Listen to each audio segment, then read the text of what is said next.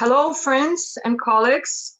Um, my name is Julia, and I'm from Topfranchise.com, and I'm glad to start our global franchise conference.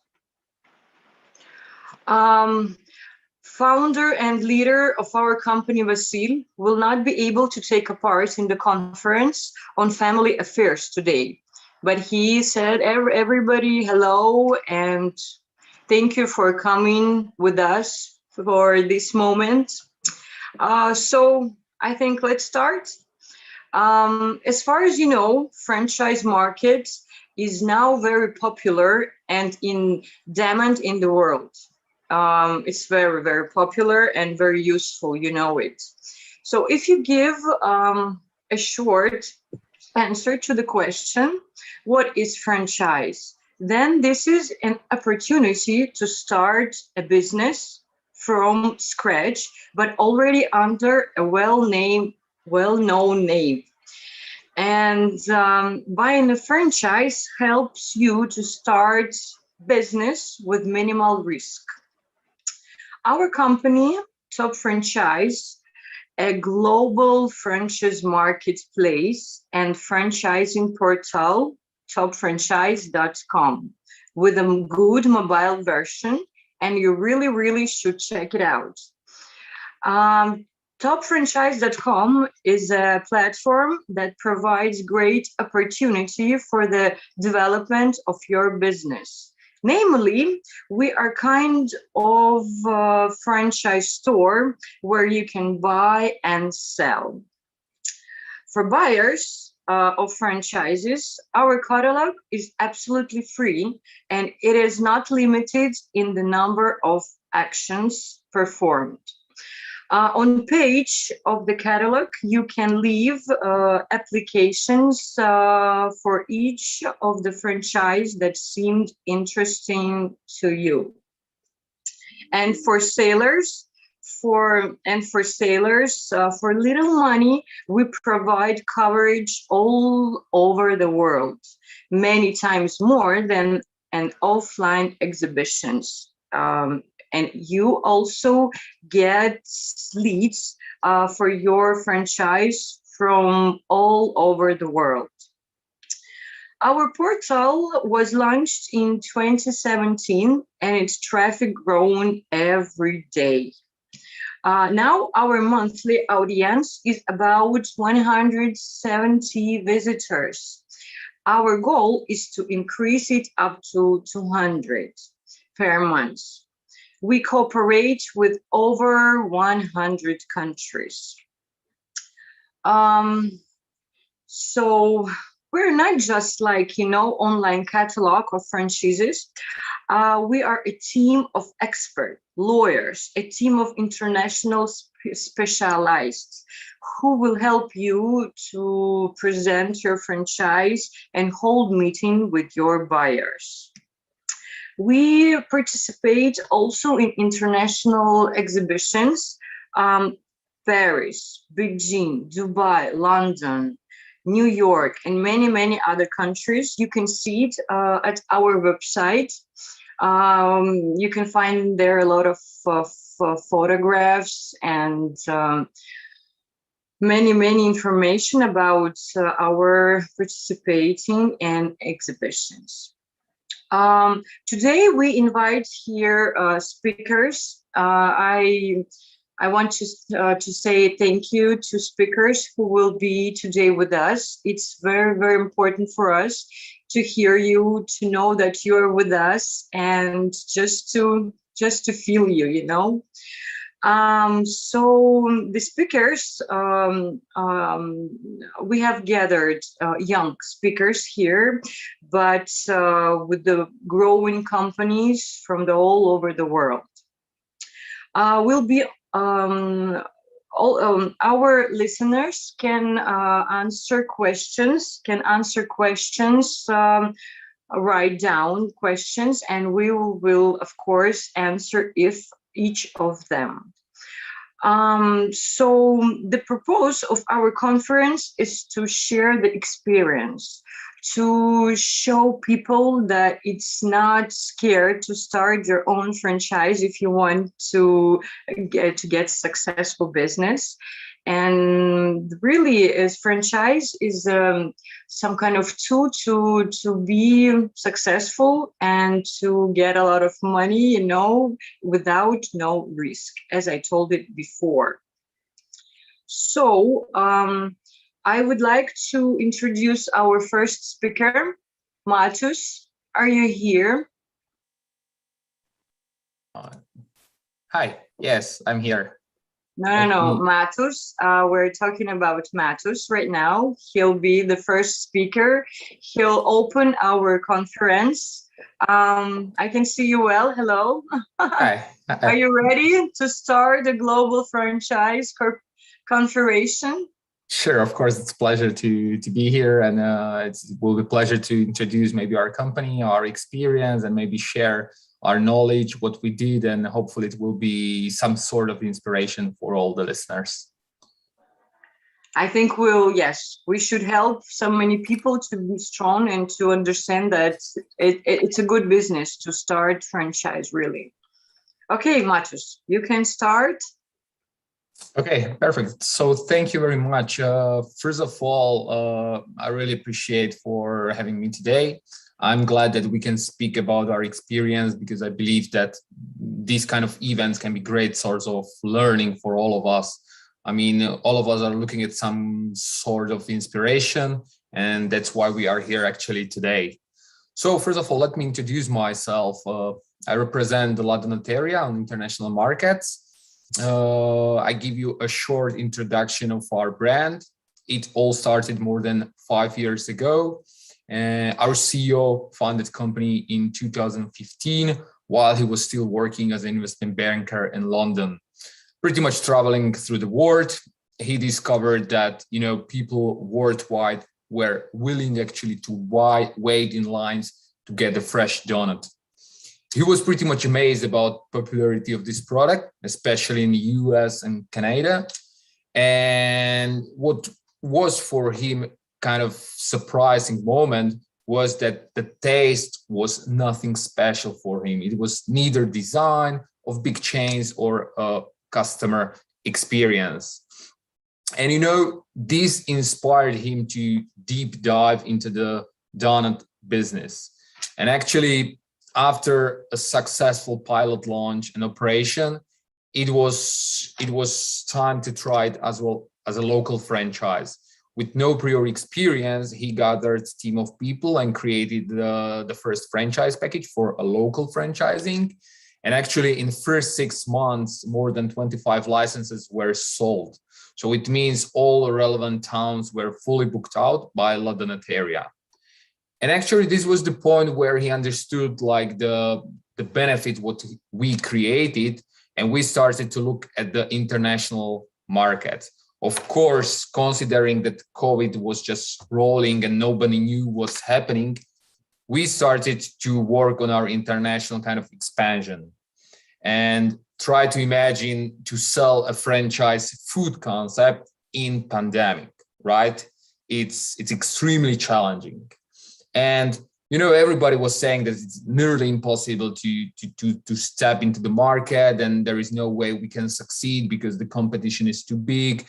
And actually, at the moment, the food business, it's not so proper way to start kind of franchising.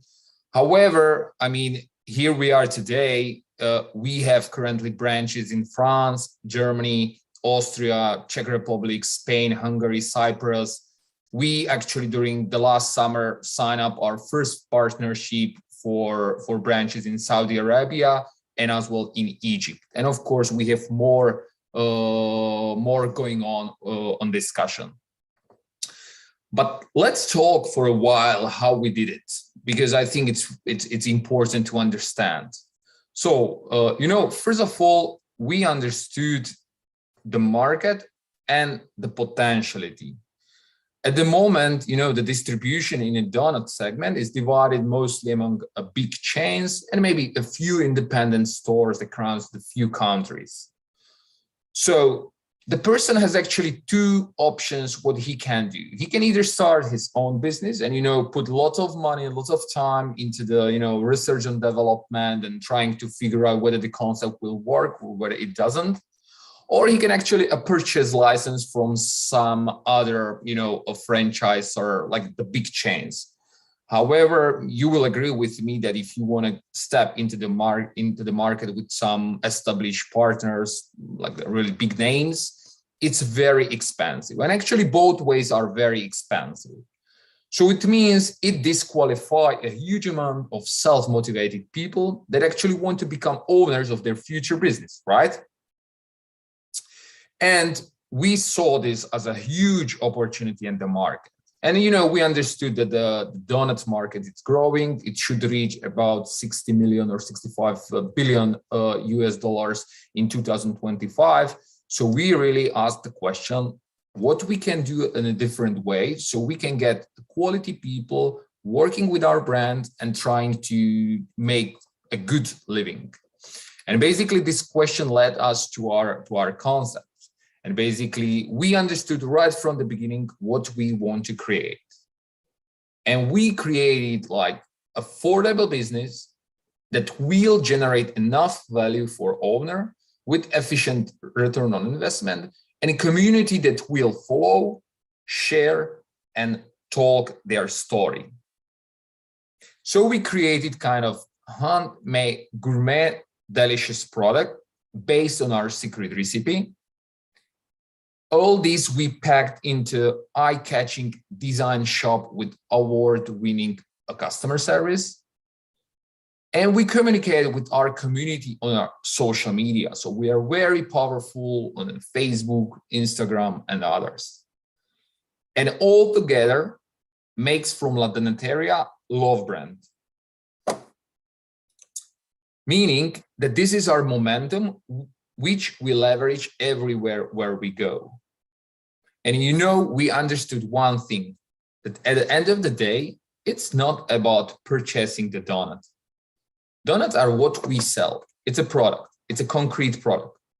However, we want to be perceived as a place where guests will get feeling of pleasure, a reward, something where they go at the end of the day and they're really pleasantly surprised about the experience from the person that sells, from the donuts, from the design, and so on. Because we understand that feeling drives the purchase. And that's why we do it. Because actually we want to generate a good feeling, and the donut is the products which we use to make it. So basically, this is a little bit the short story, what we do, how we do it, and actually why we do it.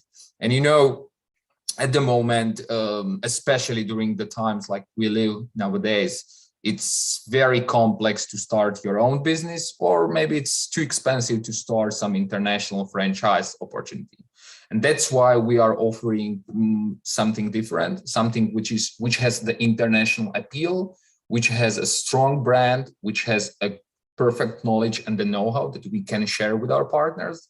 But on the other hand, we are offering in an affordable way. So it means we do not want to disqualify people who are passionate, who want to start something on their own, who are truly business people, who really want to change their lives. We really want to encourage those people to really look at the opportunities out there and choose the best that will fit their needs. Of course, we are here, we are trying to do our best. And of course, we are learning, because I think the whole process is the learning. And yeah, bigger we are, better we become, because of course, the knowledge and the experience that we can share between each other is improving, and we are becoming more powerful with all our shops that we are managing and that we are running. Okay, so this was pretty much all I wanted to share with you, because of course I consider it as important, and I'm very gladful that we got this place and this opportunity to share our kind of experience, what we do and what we do actually in our daily lives. And of course, at the end of the day, I would like to share with you maybe one video that we created that will be published soon on our channels.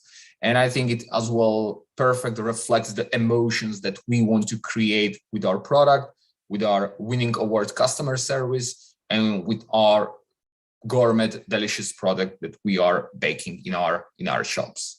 So I don't know if Yulia can share it or if I can share it on my screen. I'm not sure. Give me a second.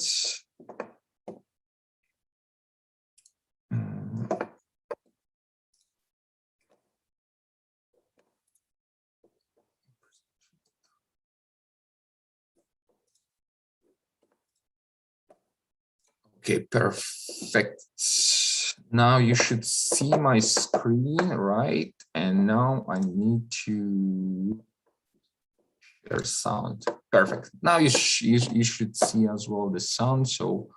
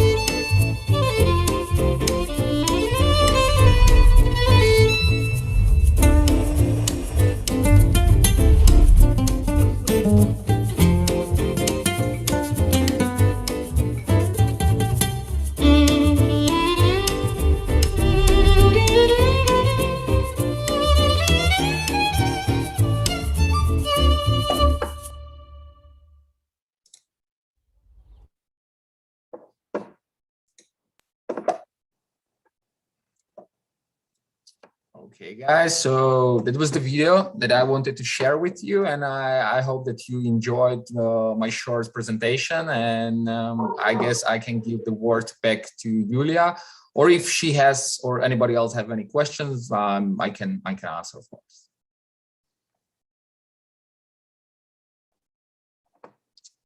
Julia, I guess you have to unmute because people will not hear you at the moment. Right. You hear me now? I'm here. Thank you for your speech, Matus. It was very interesting. And I repeat one more time, we really appreciate that you're here with us and you are sharing your experience. And it's very important, you know, for everybody and for us, first of all. And thank you for your video. It was very, very good to see it, and the music was very perfect. So thank you very much. So do you have any questions to Matus? Okay, just technical checking to be sure that you still have any questions maybe.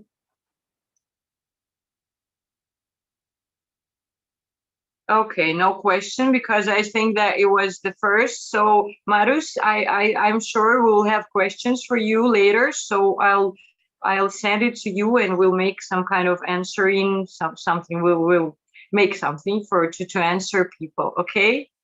Okay, perfect. Okay, Thank you very much. It was a pleasure. Bye bye, Matus. Bye bye. Have a nice day. Bye bye. You too. Okay, guys. So let's continue our conversation. And I see Albert is here with us. Hello, how are you? How are you? Good. Oh, you're Very so good, smiling. You have a good mood today, huh? Well, actually, to be honest, I'm supposed to be at home because I hurt my back yesterday. I had to go for Tramadol to kill the pain. Tramadol. Yeah. Now it's okay? Yeah, I'm on painkillers now. It's okay. Okay, you're a strong man, huh? I am a strong 65-year-old man. Yes, thank you. Oh, I thought you were about 40, huh? Champagne and vodka. Oh, this is the secret, huh? Yes. Okay, I'll remind you. I write it down just not to forget to use it also. Okay, Albert. So, what country do you present, and can you tell us about yourself, your company, Yes. yes, Please about allow me to share my screen. So, you know, a picture tells 1,000 words. So let me share screen. Yeah. Very good. Okay. Okay, let's see. Okay, can you see my screen? You can see my screen, right? Yes, okay. We can see it perfectly. You can go on. Okay. Okay, good luck. Good luck. Thank you. So this first slide is to tell you that we have been, I have run this company for almost 33 years. We have already built more than 1,300 franchise systems in Asia. And I have partners in almost 60 countries. There are 80 of them. And then we are quite crazy. We go to 30 franchise shows every year. So, you know, every month, you know, almost more than 2 times we are away. And we have won, thank God for that, we have won many franchise awards from many nations. And I'm also the publisher of Asia Franchise and Business Opportunities magazine. So let me just very quickly. Let me go right to the front. Okay.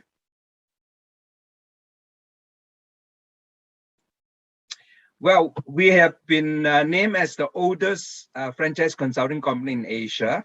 So in Singapore, as you know, everything is transparent. So you can check with the registrar of companies to find out about us.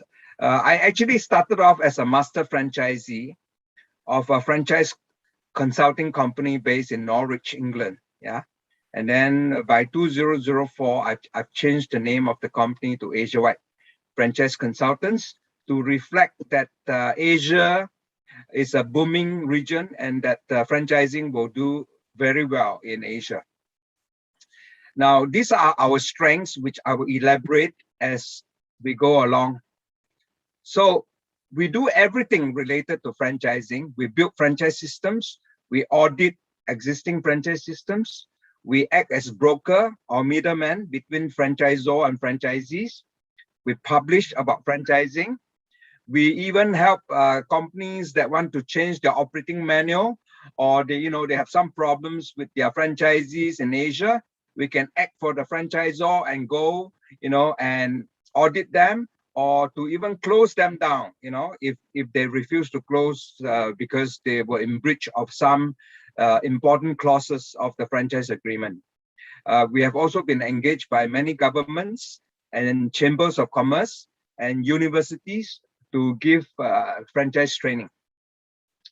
So we have our clients come from many industries, from food, education, health, wellness, retail, and others.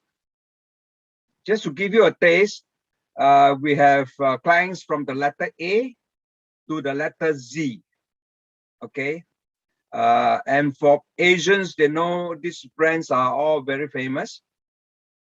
So some of their logos are here.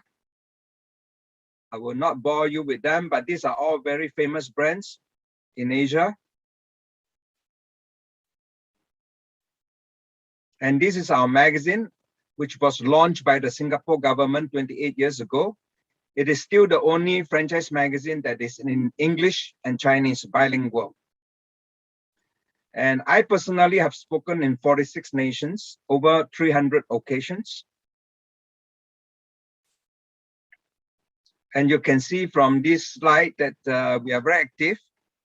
And when I was younger, I had lots of hair, okay? It's all gone now. I even spoke in Libertex, in Russia, yeah? And This slide, you can see a lot of famous personality like AirAsia. They used to be the #1 budget airline, right, from Malaysia. And these are some of the results of our brokerage. We have brought many different brands from different countries, and then we bring them to different countries. We have now the world's largest network of franchise consultants. Right now, it's almost 80. I hope that the number can grow to 100 before I turn 70, which is 5 years from now. These are our milestones. I think the impression we want to leave to our clients and our friends is that we pursue excellence. We want to be the best. We want to, be remembered as always putting in our best and giving the best work to our clients. And I represent Singapore at the World Franchise Council for 30 years already. So every year we meet in different cities. In fact, just 3 years ago, we met in Moscow. We celebrated our birthday, 30th birthday in 2019. Okay, my latest award is Franchise Expert of the Year for ASEAN. As you know, ASEAN is the 10 countries in Southeast Asia. This is who's legal. Normally they just list lawyers, but I'm very fortunate they listed me as one of the top practitioners in franchising. This is in England. I'm sure you know that quite a few faces there, including Pete Wilkins. Yeah, so they listed us as one of the top 20 players. A lot of people may not be aware, but currently the world's largest franchise show is in Beijing, China. It's a huge show and every booth is beautifully decorated as if you are walking into a cafe, or you're walking into a retail shop. They really, really make every booth look really nice. I've done 3 projects for the Singapore government, so they gave me an award. I wrote a book with a few lawyers. This book is called Developing and Managing a Franchise, published by LexisNexis, an American publisher. These are just some other activities in different parts of Asia. Even in Cambodia and Myanmar, they were franchise shows. Of course, the last 2 years being the pandemic, all the shows were either cancelled or they are online. So it's virtual shows. So I'm a board member at these places. And I'm still advisor to the Taiwanese Franchise Association. And I've been interviewed on TV and radio, etc. Okay, I've spoken 5 times at the IFA convention. As we know, the IFA has the largest franchise convention in the world. So I've spoken in different cities, Las Vegas, New Orleans, San Antonio, 5 times altogether. If you were to visit my LinkedIn, you'll find that I'm very active. Every month, I will do a posting on franchising. Every month. So all these are all the webinars. Just over the last 6 months, I've done almost 20 webinars with different countries. These are the latest ones with the Japan Franchise Association and with the Korean government. This is my company address. Now, I just want to share quickly the situation in Singapore. Now, in Singapore, being a very, very, very small country with just 5 over million people, smaller than Moscow, just 700 square kilometers, very small country. But our government is very supportive of franchising. So there's this agency called Enterprise Singapore. A lot of Singapore companies that engage my company to build franchise systems for them, the government pay 80% of my fees for them. And if franchise companies want to register their trademarks overseas, again, there is funding. It's not loan, it is a pure subsidy. Meaning, if you were to register, let's say your logo, your trademark, or your patent in another country, and let's say it costs $2,000 US, the government will foot 80%. Yeah. I see Hendy just signed in, my good friend from Indonesia. Yeah. Okay.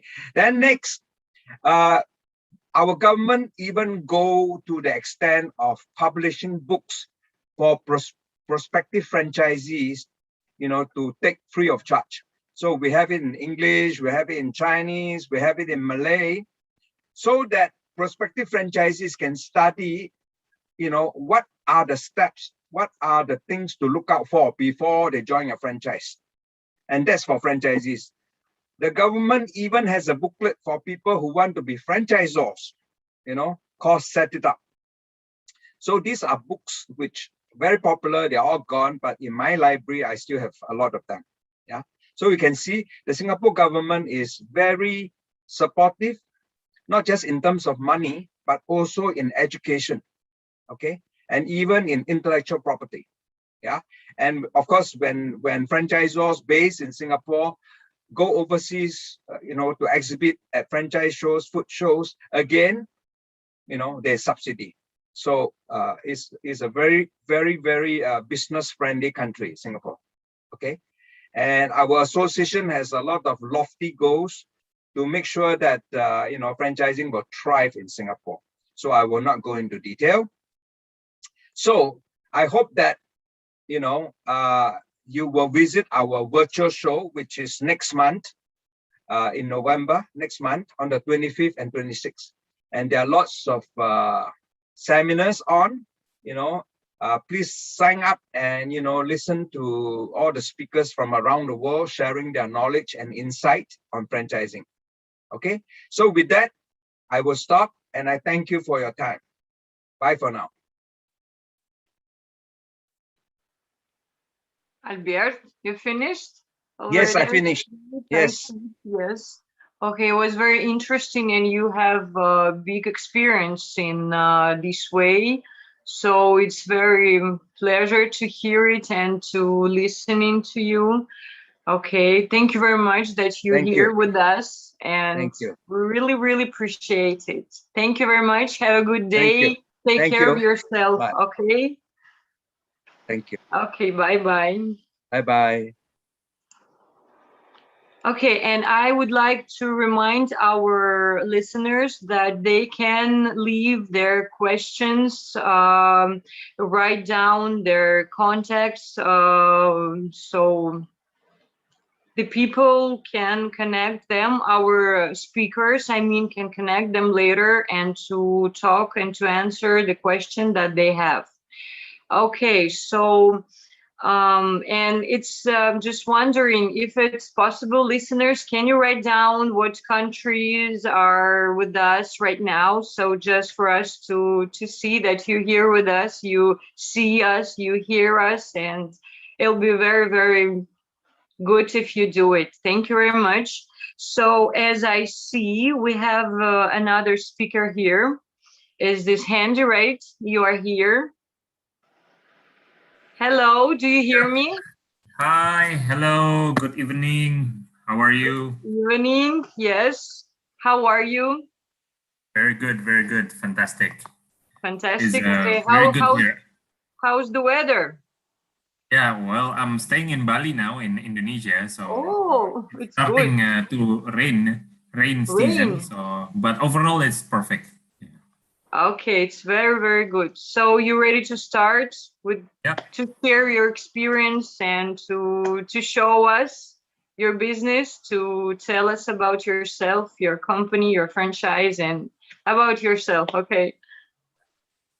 Right. Thank you very much, Topfranchise, for inviting me into this session. It's a pleasure for me to share a little bit of the condition of franchise industry here in Southeast Asia, as well as the F&B businesses that we are running and operating here in Indonesia, as well as in Southeast Asia.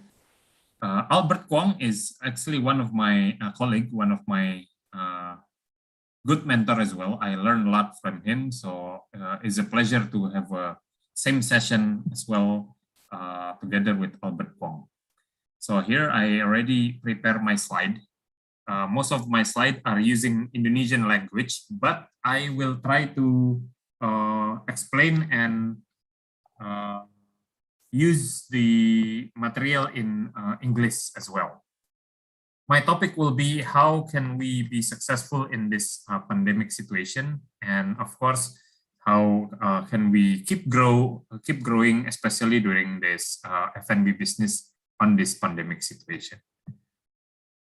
So a little bit of my slide content will be the Rafi milestone, our company, our business, Rafi, and of course the opportunity of F&B business, why it still keep growing, and how to build a strong and powerful F&B business.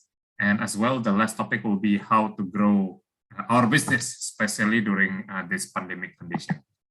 So a little bit of my story. I started with a capital of $400 with a small push cart, very small outlet in the vendor of the street that we started.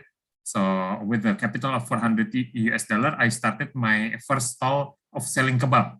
So this was me when I was still in the age of 19.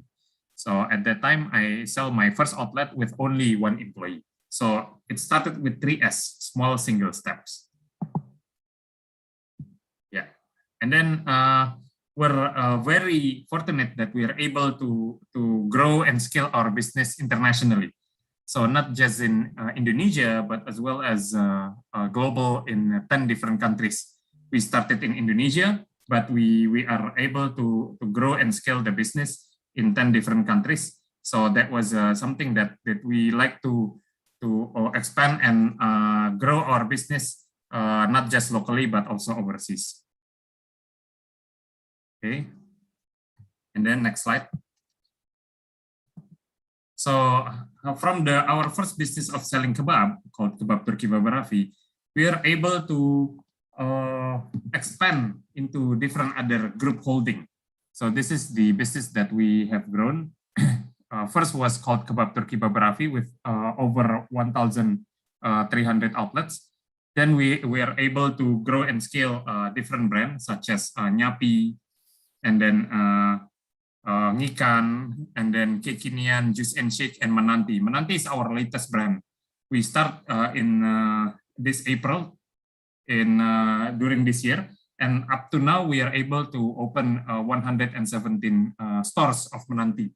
Menanti is a beverage business, something like chat time, tea business that we are able to grow and scale the business. So a simple question, why F&B business is still growing? The answer is, of course, it's human needs. Everyone needs to eat. Is a human thing that everyone needs to eat. So of course, F&B is a good opportunity to grow and scale the business, especially during this pandemic situation. And why is F&B very interesting to do? Because there's three simple answer. First is an easy innovation. To start F&B business, everyone can do with a simple menu. Nowadays, we can do using cloud kitchen and use the online ordering as a part of the marketing tools, and it's easy to start. So everyone can be a F&B-preneur. Second, the flexible of the location. Before, we need to do a very high rent costs. The rental are very high. But nowadays, due to the online and the cloud kitchen situation, it's easier for us to start a business anywhere.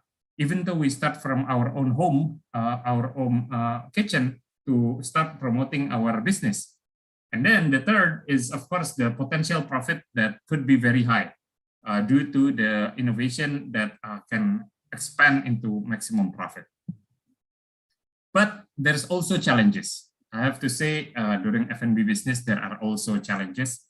First is the high competition of the people that enters the F&B business. So it's not easy because everyone is now pivoting to doing F&B business. And then the health protocol of food safety issues becoming another challenge, that we have to follow the health protocol based on the local regulation that government has make some rules about it. And then the disruptive technology, the changes of technology. Like before, people buy menu food offline. nowadays are dominating by online. So like myself, I'm now in Bali in my hotel, but I order my food using Grab Food, Shopee Food as part of the easiest way in ordering our menu. Then, of course, pandemic happened, business changes, and we have to adapt with the situation that based on the business that we are running now. So the challenges in this pandemic situation, we need to be more selective. People consume more selective product based on what is more healthier and good for them to consume. And then online connected, we need to provide our business online ready. So not to be digital, but you have to go digital. That is the answer of the agile in this era. And the last one is easy to reach. So we need to expand our business from the franchise model so that able to expand the business not just locally, but of course across the region and nationally in the country. There's always an opportunity in every crisis, and there's always a new hero that born in every crisis. So how to build a successful F&B business? Of course, building an F&B brand and F&B business as a franchise is not easy, but there's always a way.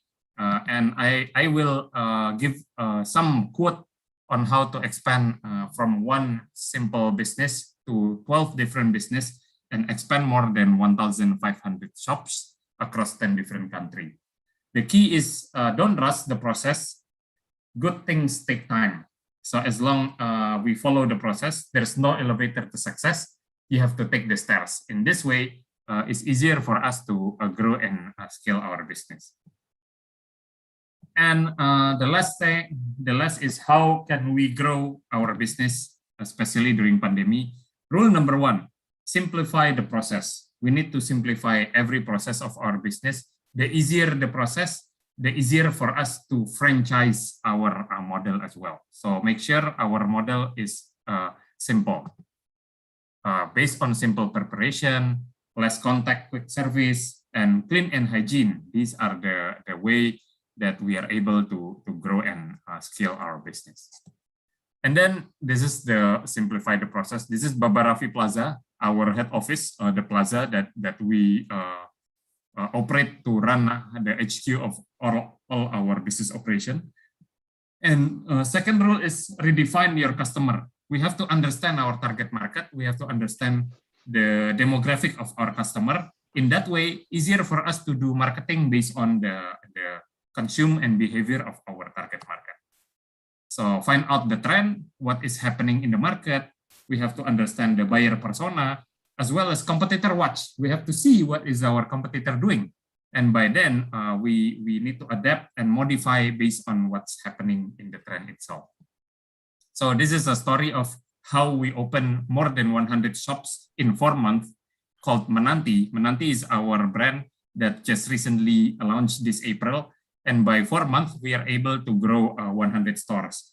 The key is the great storytelling. We are using a local influencer. These two are local celebgram in Indonesia that's very famous in Indonesia, have millions of followers, and we invite them to become our partner in Menanti. So by having their fan base as part of our marketing strategy, it really impactful in not just in creating the hype in the product itself, but as well creating the hype in people who wants to join the franchise business itself. Same business, same strategy that we do with our brand called Nyayap. Nyayap is a Korean chicken wings that we try to adapt based on the local taste that people are accepting here.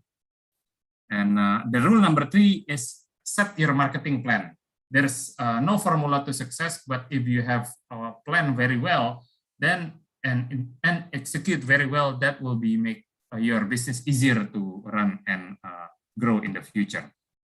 So by using social media and then collaboration using KOL or influencers, key opinion leader, that will be easier for us to promote the business and use the online channel as part of the delivery to grow and scale the business itself.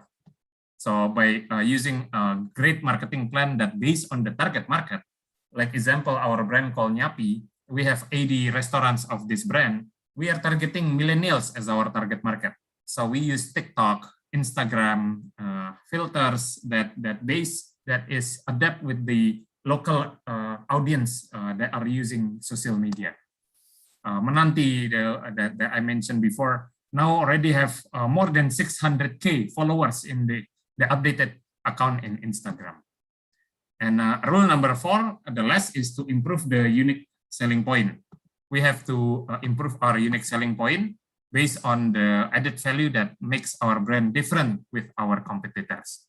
So this is the grand opening of our Menanti stores. Every week we open 8 different stores each week. So that makes the brand grow very fast. This is our other brand as well. Most of the brand are working together with KOL, key opinion leader, and influencers that have a lot of followers. So last but not least, this is my final statement for today's presentation. So social distancing is not the new normal anymore. It's not the next normal, but this is the now normal. The condition where everything are online. We have to take a seminar through the webinar and ordering food through online, buy things on a marketplace. So by using this, we have to adapt with the condition. So be agile and stop dreaming, start doing. Collaboration is key. Yeah, create added value and keep networking. Yeah, and yeah. Of course, there's no elevator to success. You have to take the stairs. We need to go step by step in each process. By doing that, and the agile spirit that we have in our business, in our company, that makes us grow and scale during this era. So that's about it. That's from me. Thank you very much. Back to you. Hendy, thank you very much. You hear me, Hendy? Hello. Yes, I can hear you very well, Manager Topfranchise. It's very good. My name, I told before, my name is Julie. Maybe you didn't hear it because you were out of the conference. Okay. Yeah, Julie. Thank you for your speech. It was very interesting, and we really appreciate that you're here with us. I really, really thank you very much.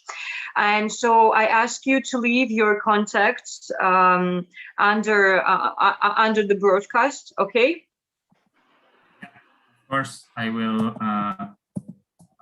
write our website. Okay, website, email, maybe telephone number. You can you can leave them there, or you can write down to us. We'll make it to move there. Okay, if you want. If it's okay, we see it. Okay, we'll make it.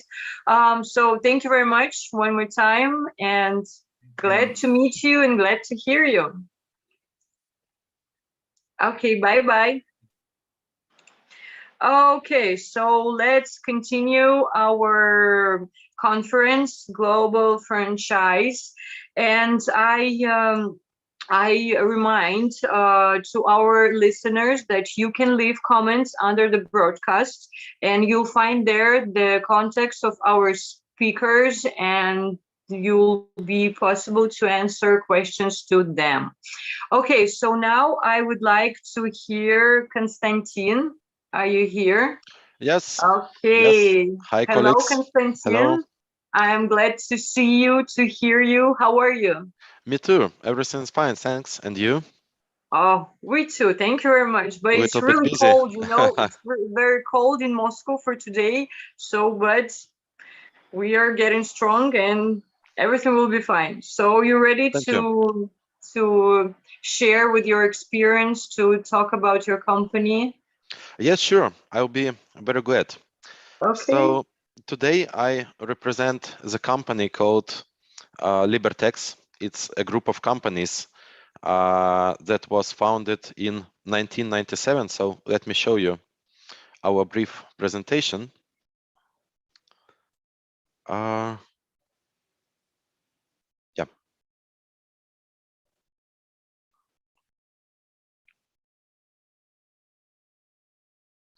Yeah, so Libertex group of companies was founded in 1997, and since that time, we are now present in more than 100 countries with a team of more than 1,000 people from more than 37 nationalities. Actually, what we are doing, it's Forex trading, and we provide a platform for traders where they can enter financial markets. So for many people today, it is well known. For someone, it seems from different from some different planet, but let's speak in some easy words about what's trading and what we are doing. So we provide easy access to financial markets where people may trade some shares, they may trade some cryptocurrencies, for example, metals, some indexes, for example, agricultural means or gas, oil, etc. And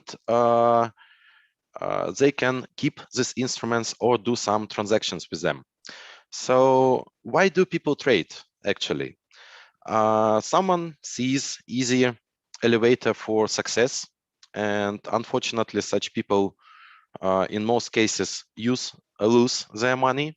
Some people see this opportunity of investment as, for example, saving their money for pensions.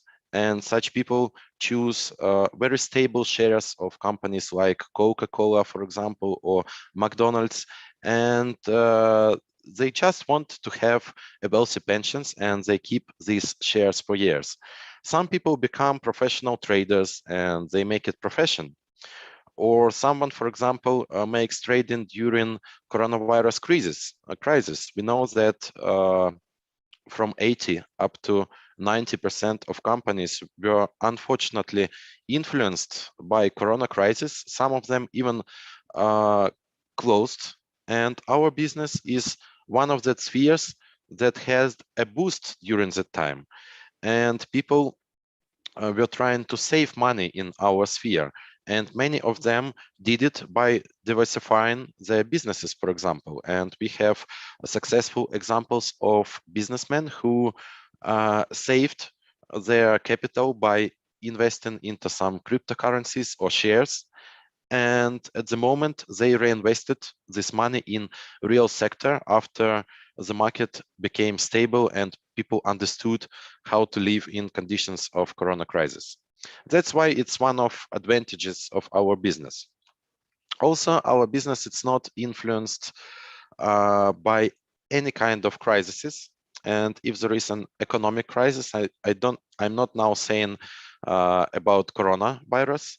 Anyway, we are growing because traders, they make transactions on the fall of the market. So this type of activity may touch everyone. It's not for businessmen only, it's for all people, because I think that everyone heard about Elon Musk tweets, or everyone heard about Evergrande company that now can collapse in China, and it will lead to another economic crisis that was in 2008 and influenced pockets of all of us. That's why understanding of financial markets, it's crucial not only for business, not only for income, but just for common life and just for your common activity, because it will make you save your money and capital. And coming back to our business and to opportunities of our companies, so what we propose, we have licenses of practically all possible countries and markets, so we have access practically to all countries. We have all instruments, more than 250 trading instruments. We are present practically in all parts of the world. You can see our offices worldwide, and our company proposes a partnership via franchise. I even can say that it is more like a model of partnership than franchise, because we don't take any kind of royalty payments. We have quite nominal franchise fee of only $30, And we share our clients from the region with our partners, as well as we share 50% of marketing costs with our partners. That is why I may say that our franchise, it's more like a business opportunity where both sides, together with our company, take risks, and where both sides share revenue and share profit together. So if our franchisee starts losing profit, it means that Libertex company will also lose, because we invest in marketing and we co-invest in office costs. That's why we are patiently negotiating with all of our franchisees, trying to understand if we met a good partner. So we invite you to become a partner of our company or a client of our company if you want to invest into your future, or if you want to save your money during coronavirus crisis.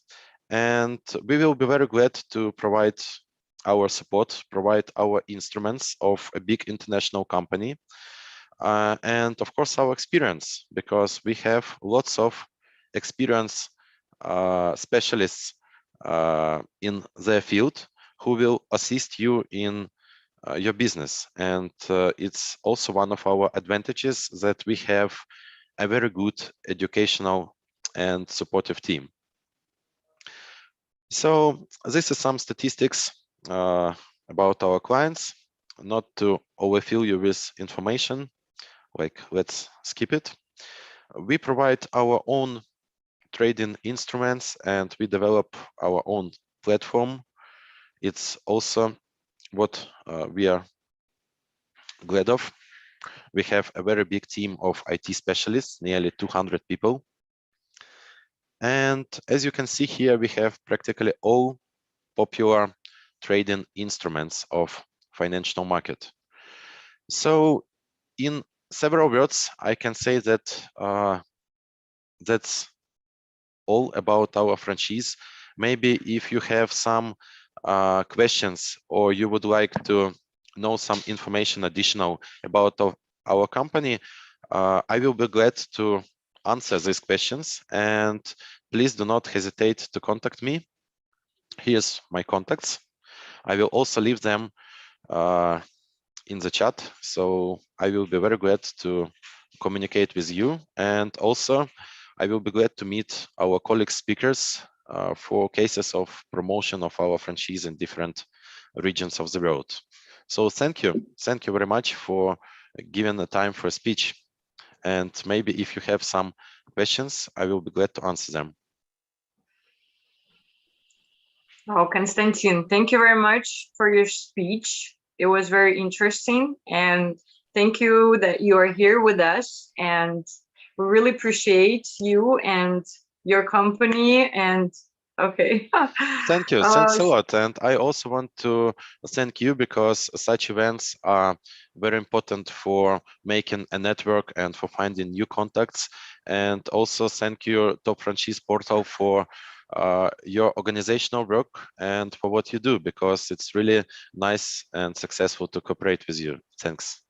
Oh, thank you for your reviews. It's very nice and very pleasant to us. Thank you very much, Konstantin. Thank you. Okay, so don't forget to leave your contacts under the broadcast, or if you can send it to us. We'll leave it instead of you. Okay. Yeah, I'll do it right now. To contact, because we have some questions. People are asking how to contact speakers and where to find the franchise. So it's working, huh? Yeah, for sure. Thanks a lot. Okay, thank you very much, Konstantin. Glad to see you, to hear you. Okay, bye-bye. Bye-bye. Have a nice day. Bye. You too. Bye-bye. Okay, guys. So we're still continue our global franchise conference. One more time, thank you that you are with us. You're listening, and you contact here like as speakers, and we really appreciate, and thank you one more time. And I remind that listeners can write down any questions to speakers under the broadcast, and we'll answer it, of course. So now I would like to introduce you the next speaker, Sergey. Are you here? Okay. I am here. I hope my voice is also with you. Yes, it is. Should I introduce? How are you? Okay, let's start. How are you? I'm good. I'm good. I'm not the American, so I'm not asking and neither replying. How are you? Unless I have intent. So you know that I'm very, very fine. Yeah, absolutely. I've been talking to you quite a few times. It's very good. So if I remember that you're in Moscow now, right? Yep. I'm in Moscow for the last day. Tomorrow I'm departing to Belgrade. So if anyone from Belgrade have a chance to meet each other. Yulia, I will attach myself to Konstantin what he said, thanks to Topfranchise.com, because the international development that we actually achieved, 23 countries in just 2.5 years, is like 90% because of cooperation with you. We tried many other platforms. I can name those of them, but we remain only with you. I mean, this is the most successful. You get the quality leads. So I mean, I just saw that someone asked the Ultra Time asked how you see the opportunity to expand to the international market. If you have the product or if you have the service to sub-license, go to franchise.com. I mean, that's my personal experience. I'm the founder and the CEO of the company called Verbatoria. We are rooted in Russia, and I'm so glad to be here in a company of the businessmen whose business was growing and booming in the time of coronavirus. My business was not booming. My business was not growing even. We survived. We learned a lot of lessons out of this crisis, and I want to share it with you. So if you want to see a miracle now, you can go and have a coffee in 15 minutes. No, we'll listen to you because I'm sure that you'll tell us something interesting and share your experience. And okay, start. Thank you very much. Good luck. Yeah. Okay, can you see my slides now, Yulia, right? Yes, I can see it. Perfect. Yeah. So now you know how my son looks like. This is my son. Oh. Yeah. Oh, it looks like you. You know, I just thought that something same, but then you said it. Really. Our international and still growing company has started with my personal project. Let's call it project, to help my son and to help me as a parent to understand his brain better. I intended to know what he can do best of all. Not by teaching him a skill and measuring a skill, but knowing in advance what is the best way for him to go. What's the easiest way he can actually follow. Because he's autistic, and with autistic spectrum disorder, you have a limited ability to communicate, and you have to invest a lot of time until you get the result on the path of the development. So I'm not a psychologist, neither I'm a teacher. I am a mathematician, graduated from the Moscow State University. So I just, devoted myself to find a technology which will help me to measure his brain. So it all started as a personal project with no intention to have a business. I was a successful manager in multinational company. And in 2016, that project has gone so big and has drawn so many attention from families like mine and friends and dear friends. So we started to build a company out of that. We call it Verbatoria, talents by brainwaves. So we measure brainwaves and use the modern science to identify talents or giftedness or resourcefulness and make an advisory out of that. Our service is pretty much simple. You do a 30 minutes test with a neural sensor on your head. It works for children starting 4, for teenagers, and for adults. My client today, my personal client today, was a 58-year-old woman. My eldest, my most senior, was 78 ever. So it's never late. to know yourself better, to know your way forward better. Out of this test, out of this 30 minutes test, we don't record any answers. We only record brainwaves. We identify resourcefulness in 7 areas, and then based on that, automatically algorithm will provide you fully automated report, detailed advisory. It's easy to run. That is probably why we are expanding so fast. No special staff required. It was designed by me without any psychological background or educational background. So I intended to build a system which I can operate, right, without that skills. No space required.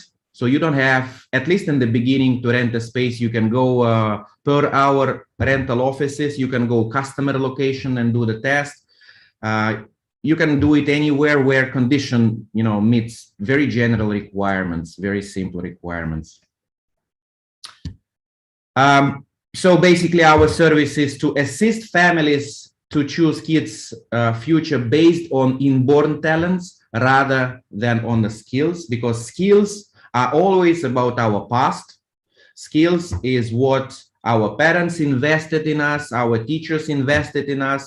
So if I was not invested in music as I wasn't invested in music. So I never played any musical instrument. I never spent an hour on a music skill development. So if anyone will test me today, my skill will be 0, but my potential is there in the brain. It's still there. If I will start any day soon practicing music, to some extent, I will develop this skill, right? So resource in the brain is there to develop music. So that's what we measure, resourcefulness in a particular area, and compare them to each other. Don't benchmarking to the average, to the standard, nothing like that. We are now we started in Russia. I had operated my own 2 locations.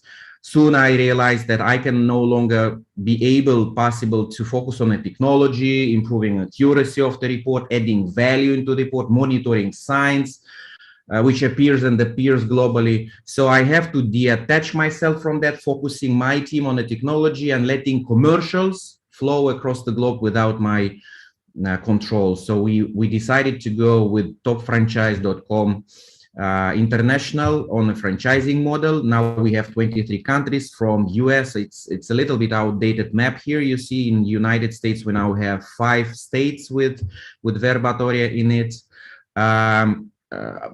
to Hong Kong. I mean, Singapore, Indonesia, China, you name it, 23 countries. Still a long way to go. We just started Africa. We don't have anyone from Latin America. Europe is very weak. Covered. 120 franchisees. No one will become a dollar millionaire with us. So the service and the franchise that we offer is the a side revenue for the family or a hobby revenue for the family. You will raise up to $3,000 to $5,000 per month. Depends on your time spent on making Verbatoria in your city. I hope my English is okay and understandable, but if anything unclear, just type a questions. I will respond it. So yeah, let's talk about the momentum, not about the brightness of my company or brightness of the future, but what's the momentum? The momentum I want to share with you is what are 3 key lessons learned out of the COVID crisis I have. Number 1, I call this let them go. When the first wave came last spring, that was scary. I mean, no one knew that time how long that will last and what it will cost to us. Will we survive as a humans, right? As a mammals, will we survive? That was the question. So my natural intention was to keep my partners alive at any cost, at any my cost, right? At any headquarter cost, at any licensor cost. So I spent quite a lot of efforts to keep them on board. And in the end, I realized that whoever wants to go will benefit all the advantage that I provide him and then go, just eating up the resources. Anyone who has the intention to use Verbatoria after all this crisis ends, who sees this franchising as an asset for the future, as we see our apartment. You don't give up your apartment because of the COVID, right? Because you see it as an asset for your future, and future will come, right? So the moment I realized that, the decision was simple: let them go. So we stopped all of our supporting programs, except for very special one. So on general, there was no support after the first wave. So we lost like 30% of our franchisees. But after the second wave, I haven't lost even one. We haven't lost even one. So we remained with the core of our franchisees, right? Who shares the values of the franchise. And, you know, we solved number one issue of any franchising, including yours, whoever listens to me, is a quality control. Unless you have a proper quality control in your franchising system, you don't have effective franchising. It can grow, it can, you know, be stable, it can be profitable, but it will die unless you have a proper quality control. And COVID helped me to implement this quality control very organic, very naturally, by implementing this simple rule: let them go. So starting last autumn, I haven't lost a single location. We gained, only gained. The second, invest in new product. So my intention was, okay, let's freeze investment, let's freeze a little bit. But then on online meetings with my partners, with my sub-franchisees, I saw a scare in their eyes. How can I, you know, calm them down? I showed them that we know that the future will come, that COVID will end. And our belief in that, I realized in releasing to them a new product, even though they cannot use it, because our service is full offline. You cannot do Verbatoria online. You need to sit next to your customer, put a headband on him, right? You cannot get any revenue. You are just locked down, zero revenue, but you still have the belief that the future will come. And the company, the head company, the licensor believes in that, right? So that's what we do. We invested in new product, and this became, by the way, the top selling product now. 100% of our customers, they purchased that in addition to the standard neurometry test. Number three, again, in very organic, very natural desire was to decrease our marketing spend. But that was soon realized that that was improper decision. So we changed it to the opposite. I increased, compared to the normal time, our marketing efforts. So we subsidized even marketing costs of our partners, because we soon realized that parents sitting next to their kids understand them better, understand the issues of the kids better. When you do this online study, sitting next to your child, and you see that probably you are wrong about his future. And my guess was that when lockdown is over, extra clients will appear in our locations. And that was true. After each of the wave of the lockdowns in every country we are in, our partners enjoys a temporary but extra demand for their service. So say they have like 50 customers on average per month. So after the lockdown, immediately after the lockdown, for 1 or 2 months, you have 60. Around that, I give you just rough numbers. Just because more people realize that they have an issue with understanding kids' future properly. So those are my key takeaways. There were a lot of minor things, you know, financial stuff, but probably that will help you to make a better business in the future, in a future crisis.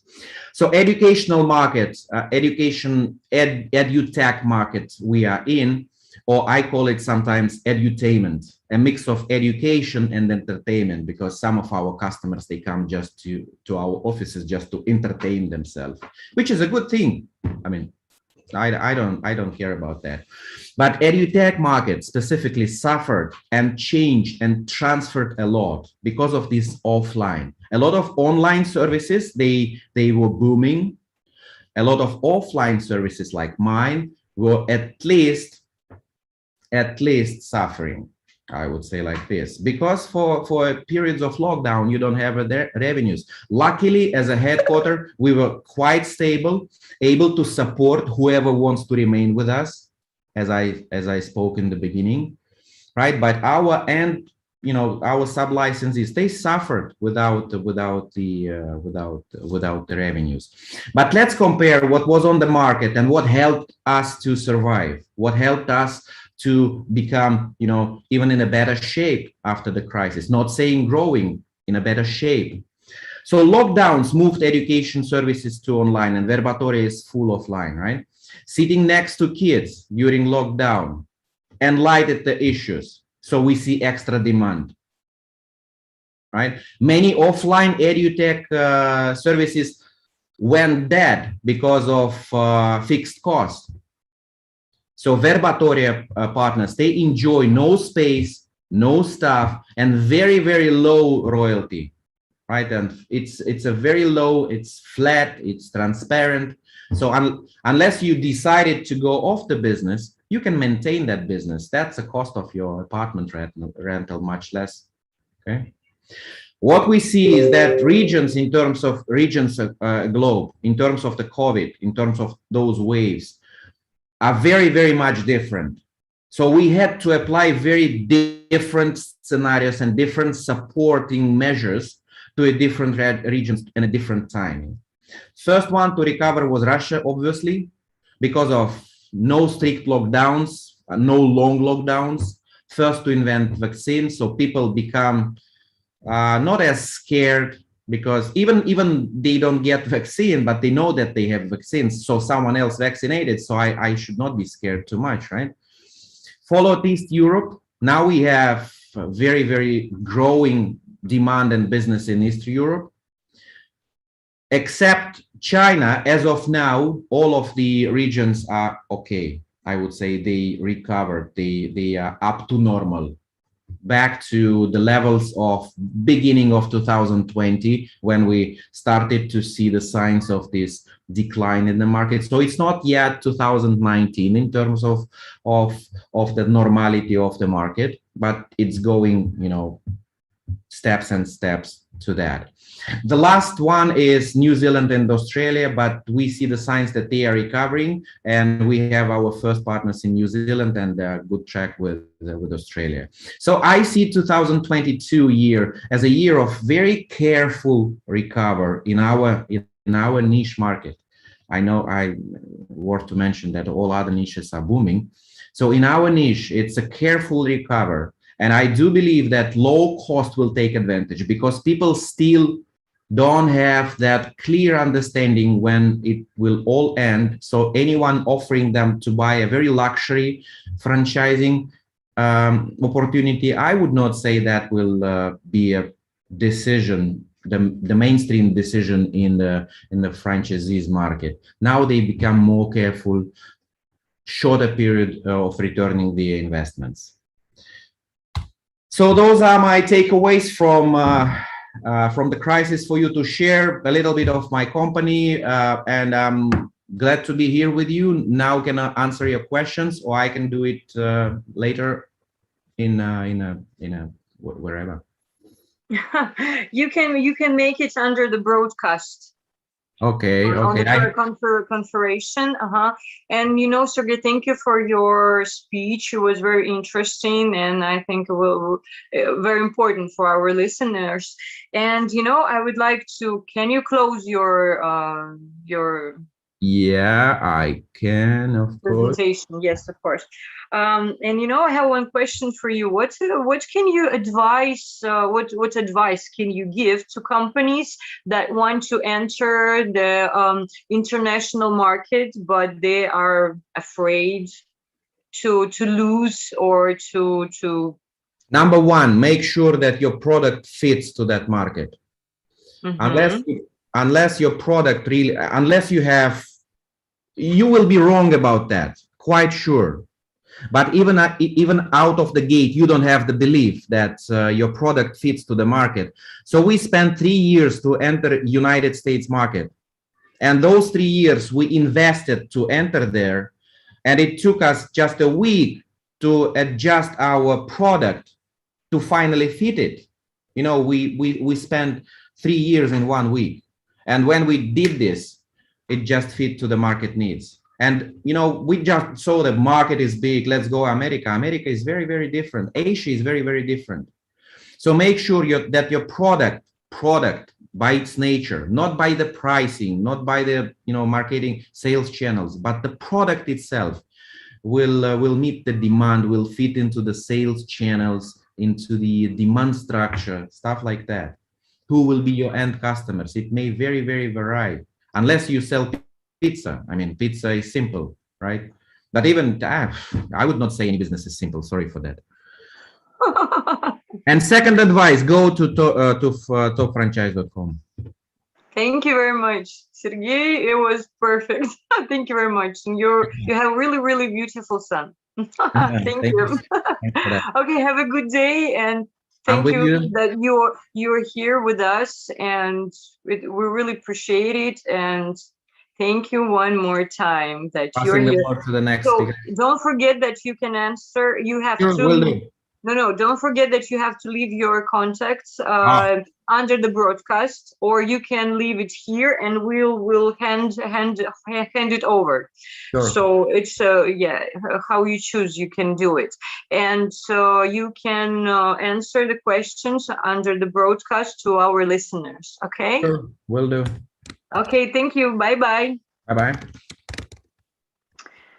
Okay, and we are still moving on with our global franchise conference. I'm talking now with listeners. One more time, please ask questions. Don't be afraid.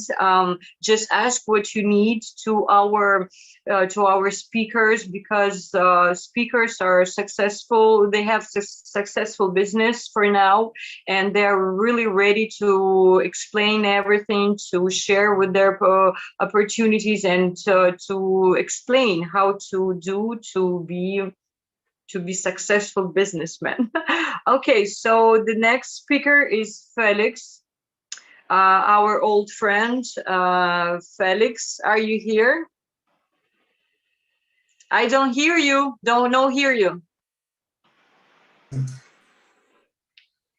Can you hear me? Hello, Felix. Can you hear me now? I'm Julia. Yes, I hear you. I see you. And I'm glad that you're here, you with us, and you will share your experience and will tell something interesting to us, to our listeners, and we'll really appreciate this. Okay? Okay. Thank you very much. Ready to start? Thank you for this opportunity. Let me share my screen. One moment. I got it. Share.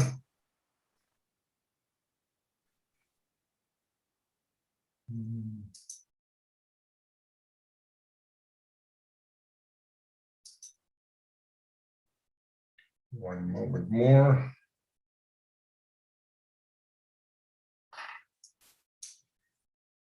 Can you see my presentation now? Yes, Felix, I can see it. Okay, one moment. I have to do something different. Okay, we wait for you. Don't hurry up. Just do what you need to do, because for us it's very important to listen. You can see it. You can see it in the right way, Julia, right now. Yes, I can see you right. Yes, yes, okay. I can see. From my point of view, the right time for your franchise to expand to Europe, because I'm from Europe, is right now. And let me tell a lot about myself. I'm Felix de Wit. I'm from the Netherlands. I started my career as an officer in the Royal Dutch Army. Afterwards, when I resigned, I was a real estate agent, but it was a too small business for me. So I decided to make little things big, and I bought a master franchise for an international brand in the real estate industry, REMAX. I'll tell you later why I did it. And since 2009, I have my own company in a franchise development, consultancy and sales. Because of my experience as a master franchisee, I have now 23 years, and I think I can do a lot for international franchisors to develop their brand, to other parts in the world. This was the real estate company that I joined, and why I started to join REMAX, because I wanted to change the real estate industry in my country. The opportunity to build something for myself, but not by myself. That's actually a benefit of being a franchise. You are the owner of your own company, but you can share the experience with the rest of the world, with all the franchisees, and it makes you much stronger. And I'm a winner, and I always like to join the best, and REMAX was and is the best in the real estate industry in the global world. In the time from 1998 to 2009 that we get the crisis, I sold more than 150 franchises for the brand. In 2008, I had 100 open offices in less than 10 years. But then we get a real estate crisis, and actually that was a tough period for all of us. I sold my company and I started my existing one, and our services, and what we always say to our clients: to build a big business, you need a small focus. So we support international franchisors to develop their franchise, mostly in the European continent, but I can help franchisors for the rest of the world as well because of my international franchise network. We are in a situation now with the pandemic, and I always see a good franchise organization works exactly like a virus, but then in a positive sense. Someone gets infected with it, then it infects the other, and if everyone does their job very well, then transmission goes very fast, and the franchise becomes a treat to the competition. That is why the big brands are competitors. They are spreading like a snowball to all of the world. The actual situation because of COVID at the moment, there have been at least 62 million reported infections and 1.5 million deaths caused by the virus in Europe so far.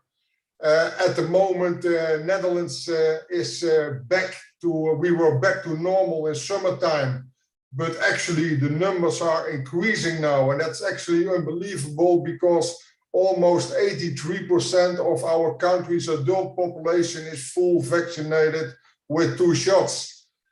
So we expect in all of Europe, we see things changes. We are now red countries, and we expect that most European countries will make new COVID regulations in Q4 2021.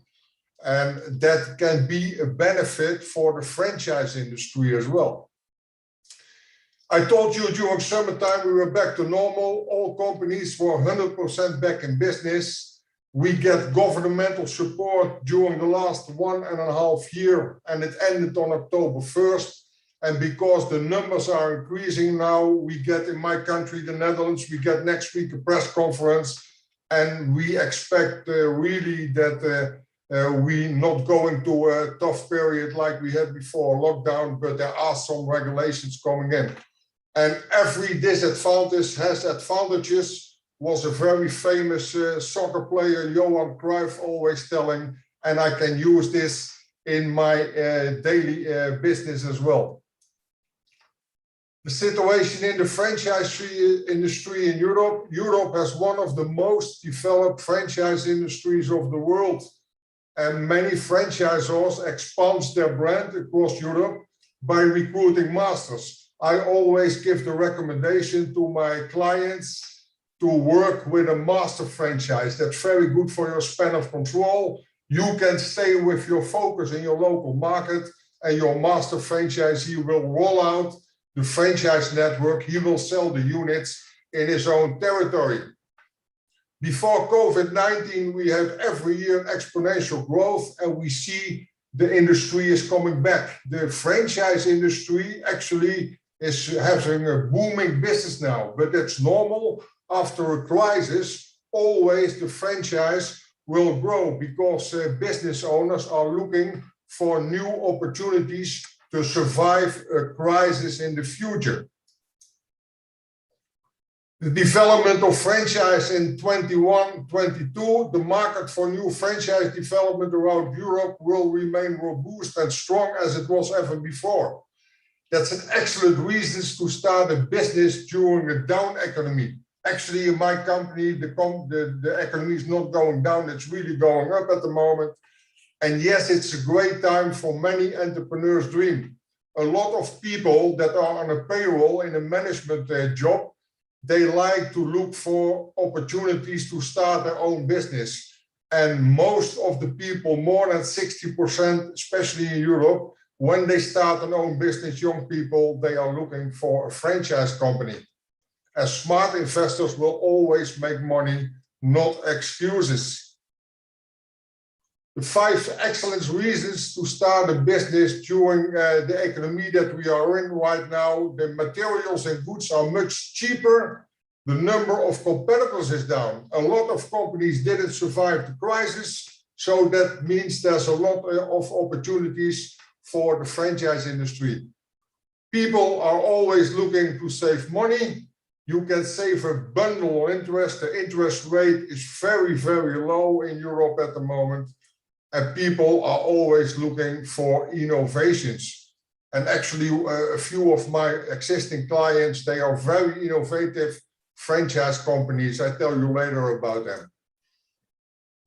What we see going on now, we see a lot of conversions. Existing companies that are existing a long period of time, they will franchise their business right now because of the lower cost. I told you the span of control, simply management, a faster expansion, the market penetration is going much better and faster, a greater commitment.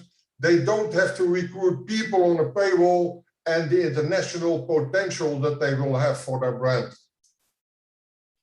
How to expand your franchise globally. Stay focused on your active business and work together with franchise consultancy that knows the industry. You meet today several people in the franchise industry.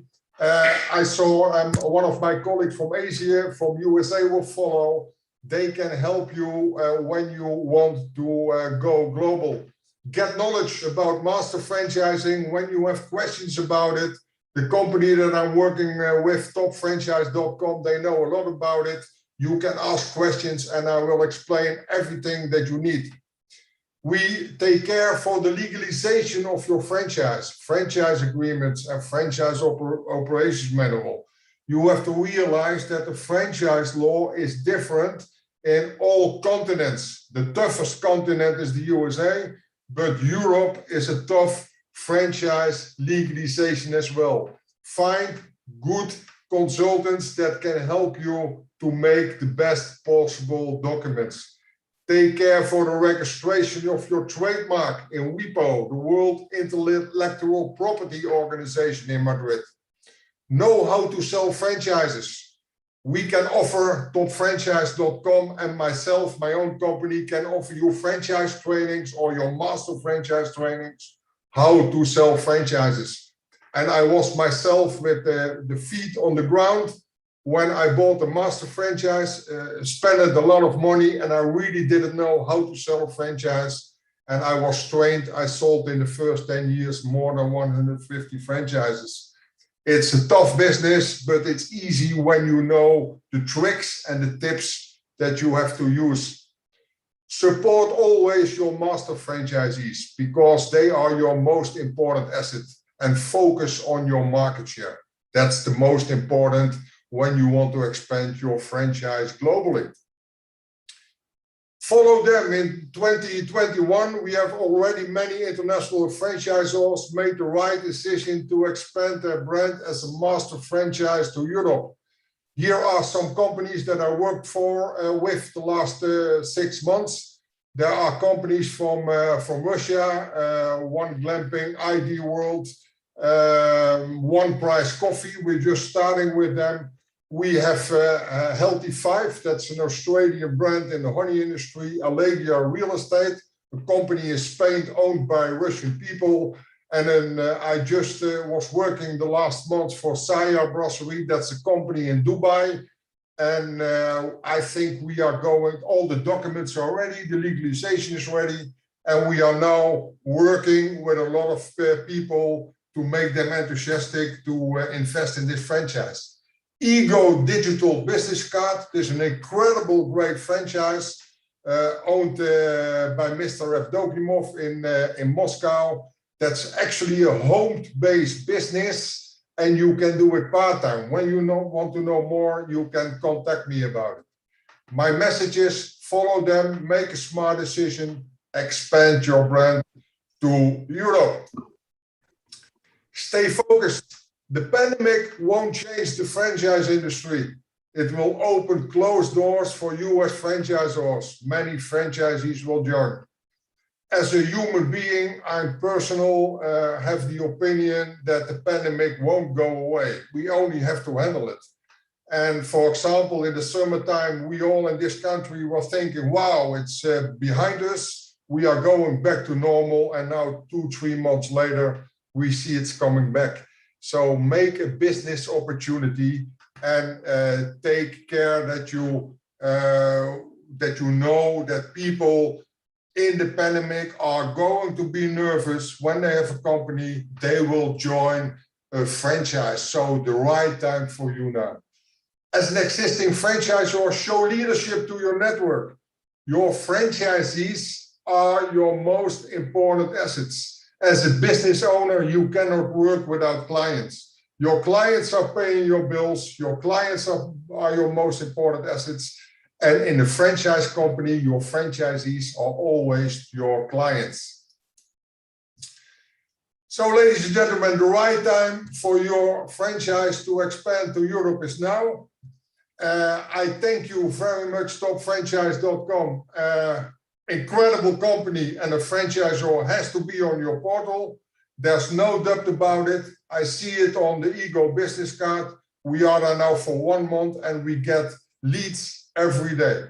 When you want to have my contact details, scan the QR code, or when you want to have your personal Ego business card, you can ask me as well. Till so far, my presentation, Julia. When there are questions, please ask your questions. I'm very happy to answer them. First of all, Felix, thank you for participation in our conference. It's very important for us, for listeners, and for the whole world, I'm sure. Thank you very much. Really appreciate it. And so, I would like to ask you a question,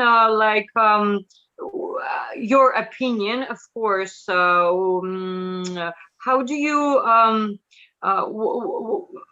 what should people, listeners, do to enter the international markets if they are a little bit afraid, of missing their money and missing business, and just tell some few strong words to people that to believe in themselves and go to the international market, because and I understand that international market is a big place to get successful business and to get a lot of money and to get a lot of everything good things.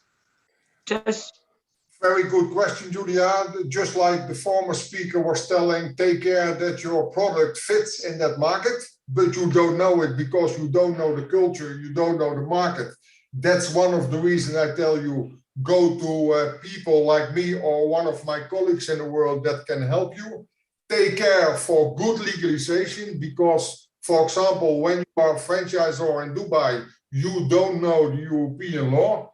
And therefore, I recommend you work together. Don't lose your focus. Work together with franchise consultants that knows the local market, that have experience in the franchise industry, and that can help you that you don't make mistakes. When you don't have the money available, I know there are a lot of governments, a lot of countries that the government will help you after this crisis to finance business opportunities. And when you and I don't know exactly in all of the world what's going on, but there are some European countries that the governments have budgets available to make dreams come true. So probably that's another reason that it will be the best time to make your personal dreams come true. And as a franchisor, afraid to cross the border. When McDonald's came to my country in 1968, that was a tough time, and the first master, they lost the battle, but that's not the problem. The new one is growing incredible, and you know all these brands. That was a time that they had to make a decision to cross the USA border, and they did it. And you see now the USA brands are incredible all over the world. So what I see right now, when I see a lady, a young lady with an incredible brasseria in Dubai, and she has the opportunity to go to the rest of the world, then you must have the guts to do it. Must have the guts, you must be smart, and you must be powerful enough to hire people that can support you and help you in that. And I can write books about it. And I think it'll be successful books, huh? That depends on the human being. Success always depends on the human being. You can be, I know for sure that our McDonald's franchisees, they failed in the past. They bought an expensive franchise from McDonald's in the USA and they failed. That's not because of the franchise, that's because of the human being. I always say, just like a car driving, everyone with a driving license can drive a car. But sometimes I see in my country a drive is hitting a tree. That's not because of the car, that's only because of the driver. You must drive a franchise in the right direction to make it successful. Okay, thank you very much. And I have one last question. How to choose a good franchise? There I can tell you a long story. That's not easy to a franchise had to fit to your personality. Mm-hmm. For example, myself, I should never join myself as a franchisee. I'm not a food guy. So running a McDonald's restaurant or running a restaurant at all is not matching me, Felix de Wit, as a human being personality. I'm more a person that can join an innovative franchise, a real estate franchise, but that depends on yourself. Where is your passion? Where is your charisma?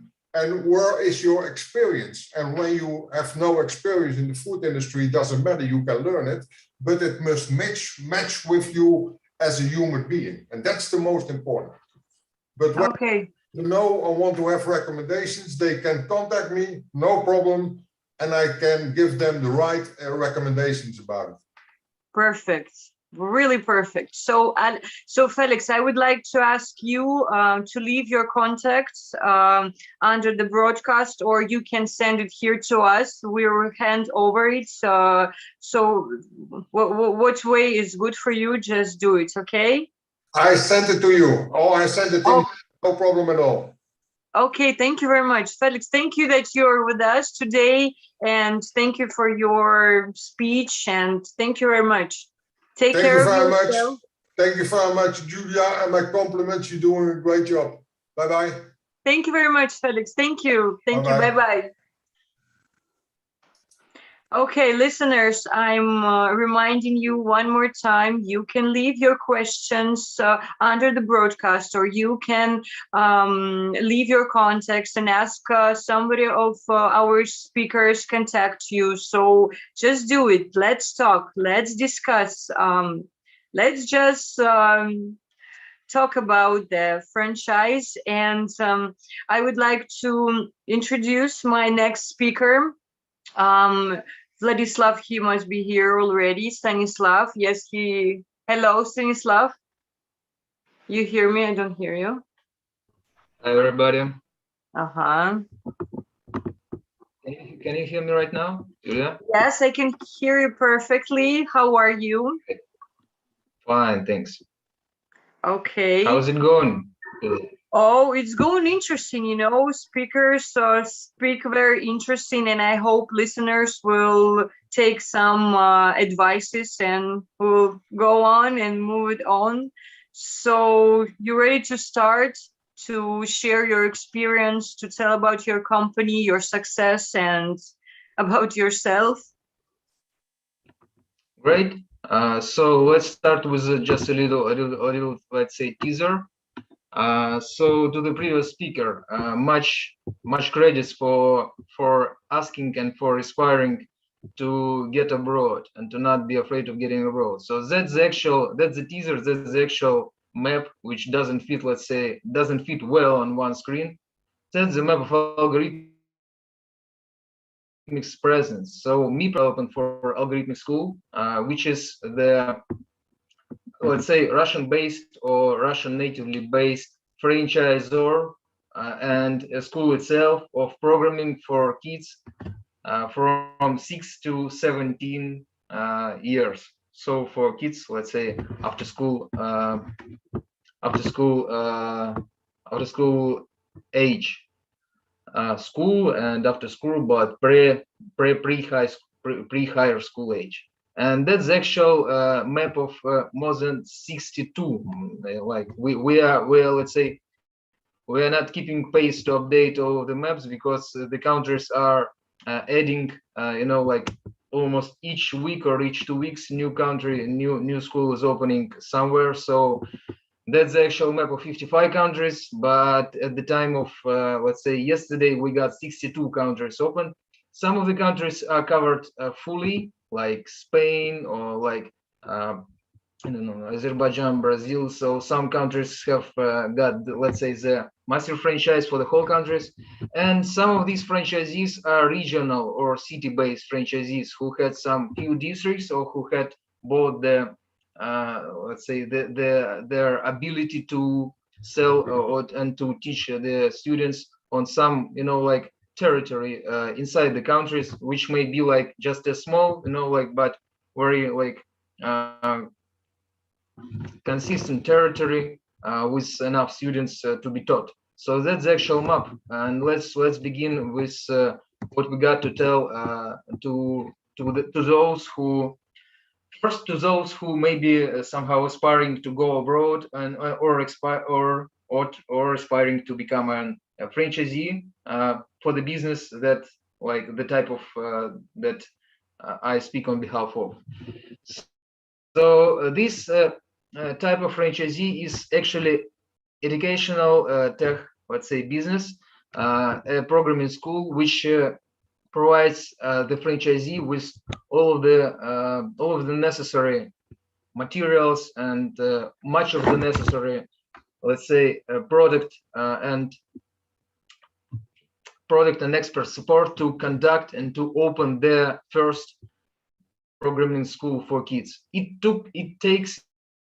It usually takes, and it should take 6 weeks. That's, let's say, the normal term from, let's say, opening the school to the opening and acquiring the first students. That's the process of 6 weeks. So we consider that's somehow very smooth process of onboarding new franchisees, and we consider that's great, and it's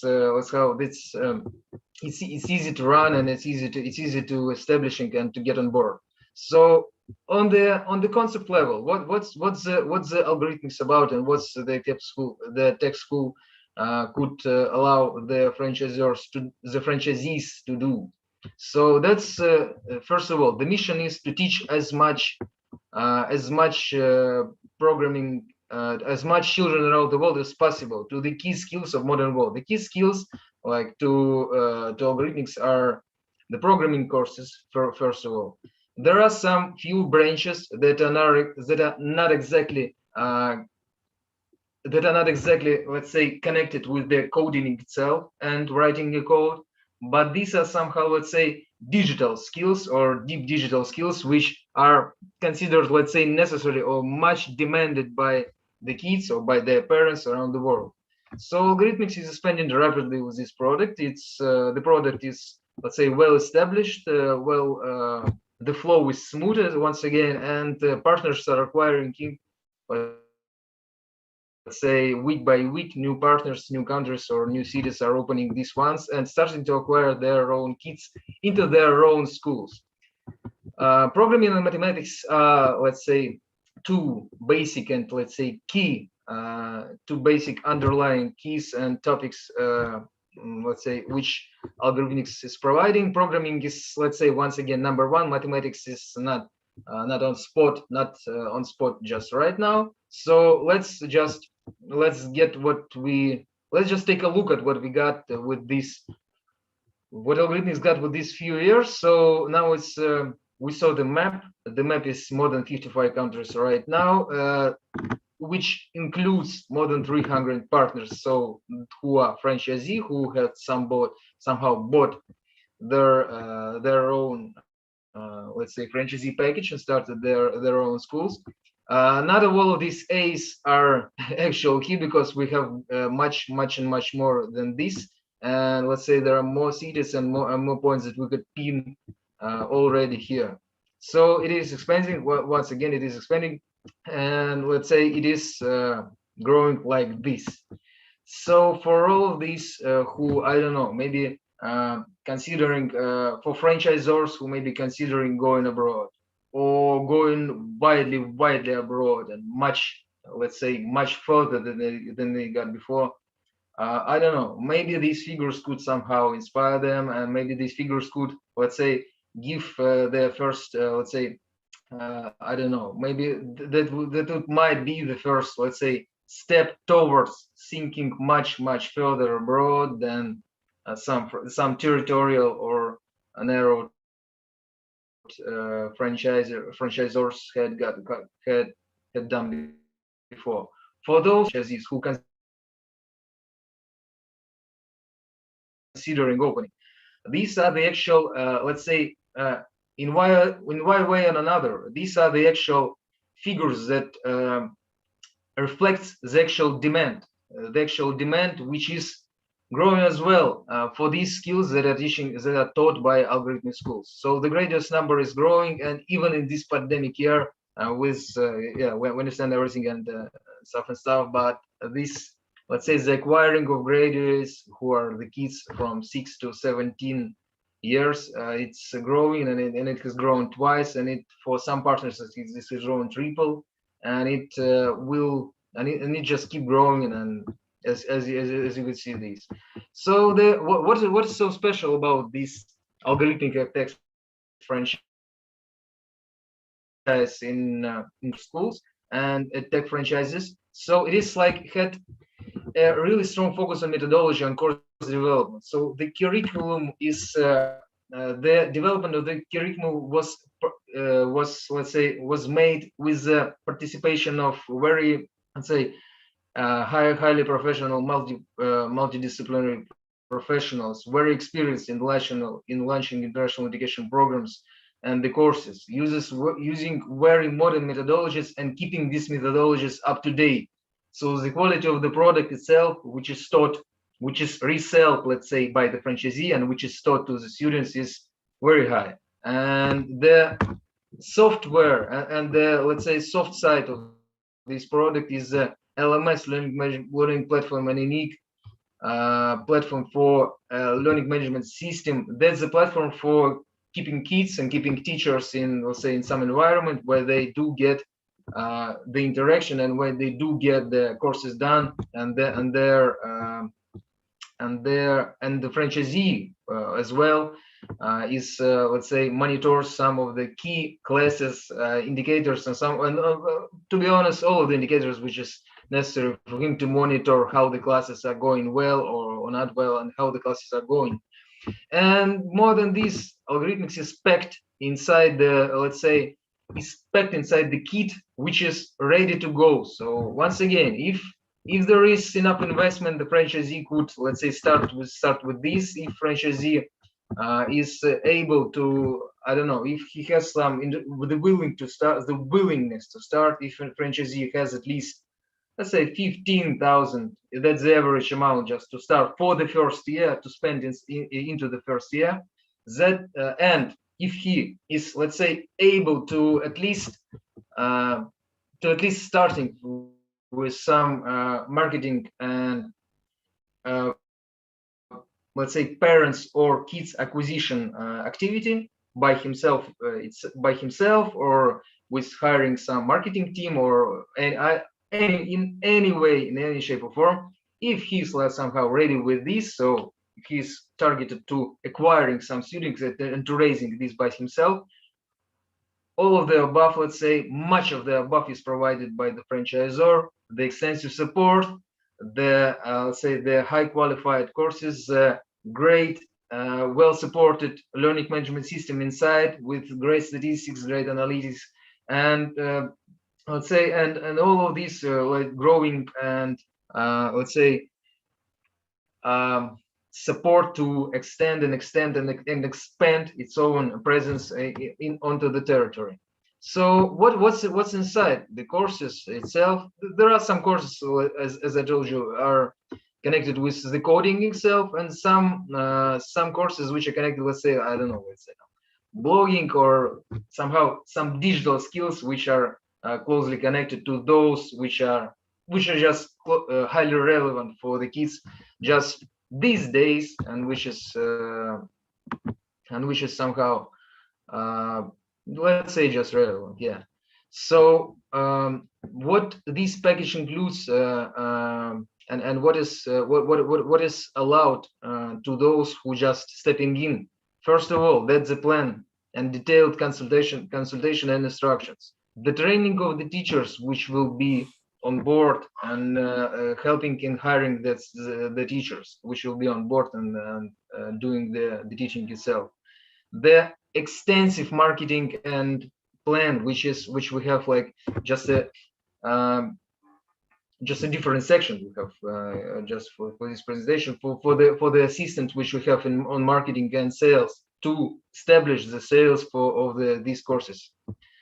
The development of new courses, as I told you, the system is keeping up to date, and it's never keeps stagnant, and it's developing and just staying relevant and high quality. So the courses are updating and keeping very consistent and let's say expert level. As I told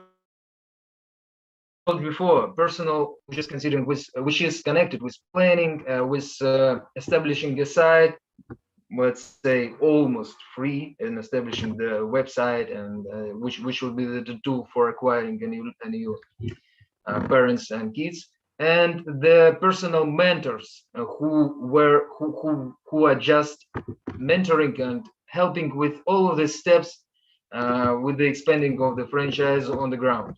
And more than this, there are almost no language borders, but there are a few languages that are very well developed for algorithmics right now, and much of these courses are let's say all of these courses are translated to English, are translated to Spanish, much of these are translated to German, and we could let's say proceed with this list. There are much of the other languages which are on demand or already were on demand, somehow translated, and the language was transited to the language with the local which the local market actually needs. So once again, the franchisee, it probably not only about algorithmics franchisee, that might be for any franchisee, that franchisee let's say expected to be passionate about the, let's say, the sphere of the franchise or the let's say the product itself. Our product is education and technology, and let's say these like-minded people are very welcome to join this, and probably passion is the number one, the key to start. So more than this, there is expected some operational running of the business. So franchisee doesn't work like just works much like the usual business, but with very let's say extensive support and ready to sell product. So daily running should be expected as a, let's say, as a main duty, just to keep yourself just to keep your expansion into the territory and keep acquiring students, just to do it just to do the business. Somebody, maybe not the buyer of franchise itself, maybe, I don't know, maybe his relative, his wife or her husband, but they might in any way just do some, let's say, operational stuff. And more than this, obviously it seems like very much entrepreneurial type of business. So it's not a managerial position. It's much of this entrepreneurial, and some of these, like some of these key qualities of entrepreneur are requested, or I don't know, like are expected as well. And for us as well, for maybe much of the franchisees, yeah, you're expected to become a part of a global team if you like it, and if a franchisee if a franchisee is inspired by this idea, that's great. That's let's say the starter or the keys for the franchisee who is great at what he's doing in his expansion inside the territory in which he operates. So how it is going on the ground? So on the ground we have some few calls with the managers of Algorithmics who are just doing, so let's say not onboarding but qualifications, who are trying to, let's say, establish just the key conditions of opening a franchisee, the territory itself, the potential market. We do ask to provide some, let's say, slight research on the market and to build a financial model itself. And then the franchisee, the potential franchisee, is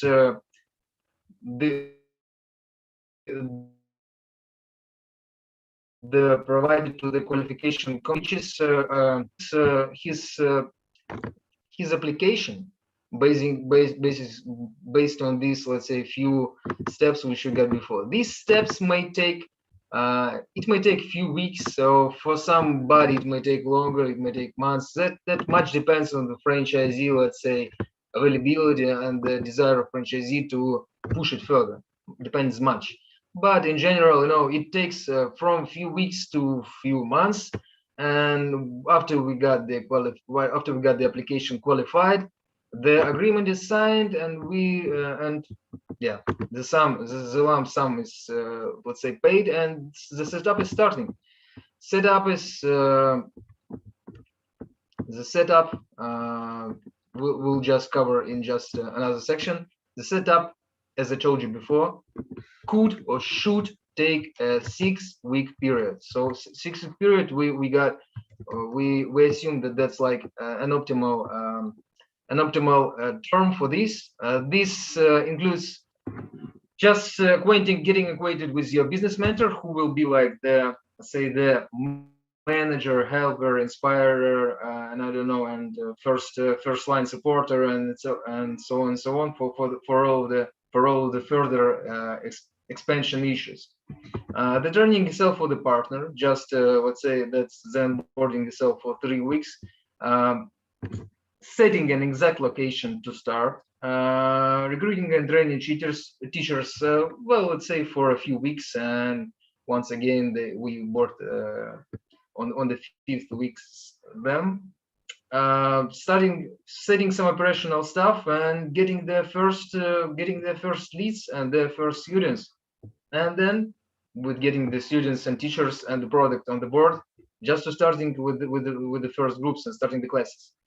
6 weeks is a nice timeline, much as I told before, so pretty smooth, and as long as Algorithmics has got let's say the track of onboarding for more than 3,000 partners already, the potential franchisee could be, let's say, much, let's say, confident, let's say, he got his back. He got his back on much of the issues. That doesn't mean that these things like just happens by itself.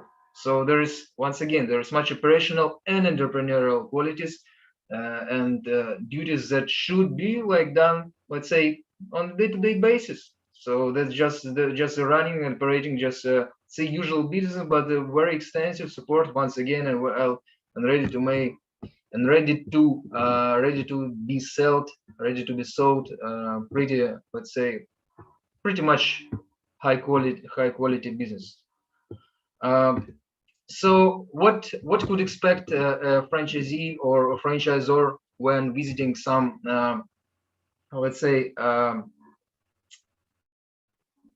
website, let's say, like a huge listings aggregators as well as such as, let's say, Topfranchise.com and stuff. So it helps much for us, for ourselves, the Topfranchise.com, with keeping the let's say highly the qualified leads who are getting the qualification done just, let's say, just by entering the site and just by providing their engagement with the qualification form that we provide, the first qualification form, and just by proving the interest on sending their application, just the application itself. So that's a great source from which we daily got a significant amount of very, let's say, qualified, let's say, and very appropriate leads just to enter this track of becoming a potential franchisee. Sure, this track is not for everyone, and there might be some factors where let's say this cannot end up with just happy ending, with happy signing the contract. First of all, the territory might be occupied as already, or maybe, I don't know, the franchisor, the franchisee doesn't meet the expectation of the franchisor in terms of the financing or in terms of marketing experience, or maybe, I don't know, maybe just potential franchisee just takes some time to get some break, I don't know, or to do some, I don't know, some internal research or research of the territory, or just, I don't know, just needs to be kept in, let's say, I don't know, let's say, silence and being with just his duties, like daily duties, and not entering the franchise. That's okay. They just keeping, let's say, they just keep in touch with the team.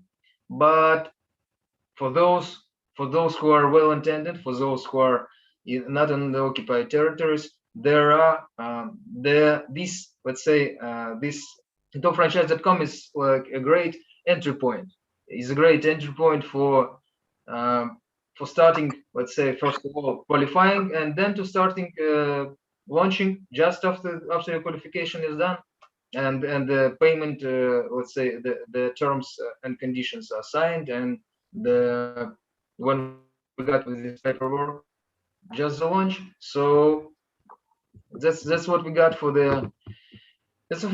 just a slight, let's say, overview of what we got for today, for the audience. Probably we're in time, right? So we are out of time right now. So yes, Stanislav, your topic was very we're out of interesting. time, Oh, what? All right. So do we have some few minutes, or are we done with this and we will proceed to the questions? If you want something to say, of course, say. Of course, of course you can say. Maybe I could just, or should I just emphasize once again, the support is extensive.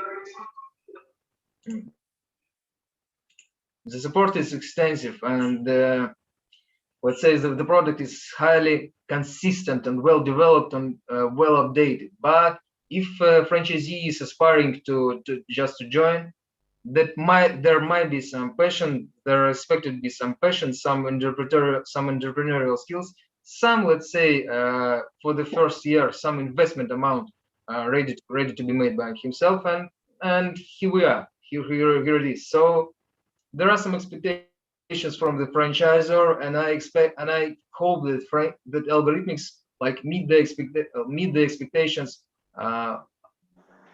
like match the expectations very great, and maybe just over let's say just twice or I don't know. So just the over let's say, just keeping up and much upper than those expectations that we got before, because, you know, like, Algorithmics might be much greater inside than you would just expect it, just not keeping in touch with this. But after Algorithmics has matched and I don't know, like, has answered with a great service and with a great product to expectation, Algorithmics as a franchisor just expects from the franchisee to be just to be kept just as a very, let's say, reliable and let's say like chain of a huge, let's say, worldwide chain of franchisees who is entrepreneurial, who is passionate about what he is doing, who has some bodies to conduct the operational stuff, and who has somebody to conduct the marketing, which is very and selling, which is much important just to keep the franchise expanding and expanding on the territory. So here we are with this, let's say, I don't know, expectations, or but not the request. It's much of the expectations, very great expectations that two sides are expected to see from each other, and that's a great mix of starting a very successful and expanding local franchise unit. Thanks for listening. Maybe questions, some more. Oh, Stanislav, your speech was very good and very interesting, and for me it was amazing. Thank you very much. I really appreciate that you're here with us, and I remind you and asking you, please don't forget to sign your contacts under the broadcast, or maybe you can send us here to us, and we'll make it for you instead of you. Okay? Yeah, sure. Because I think, yes, you should answer some questions. So just don't forget to leave your contacts. Okay. Thank you very much that you're here with us once more time. Thank you. Okay.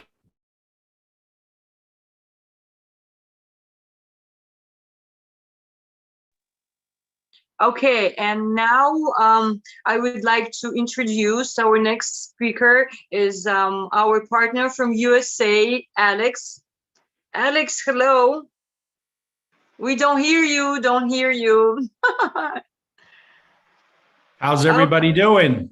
Oh, we're doing very good. And you? Excellent. Perfect. I'm good. So, do you have my presentation up? Yes, we wait for you. You have my presentation or no? Or am I going to pull it up? I'm not sure that we have, or we have. Okay, we have. Yes, we have it. You can start. Beautiful. And I can control this, or? You can control by yourself, I think.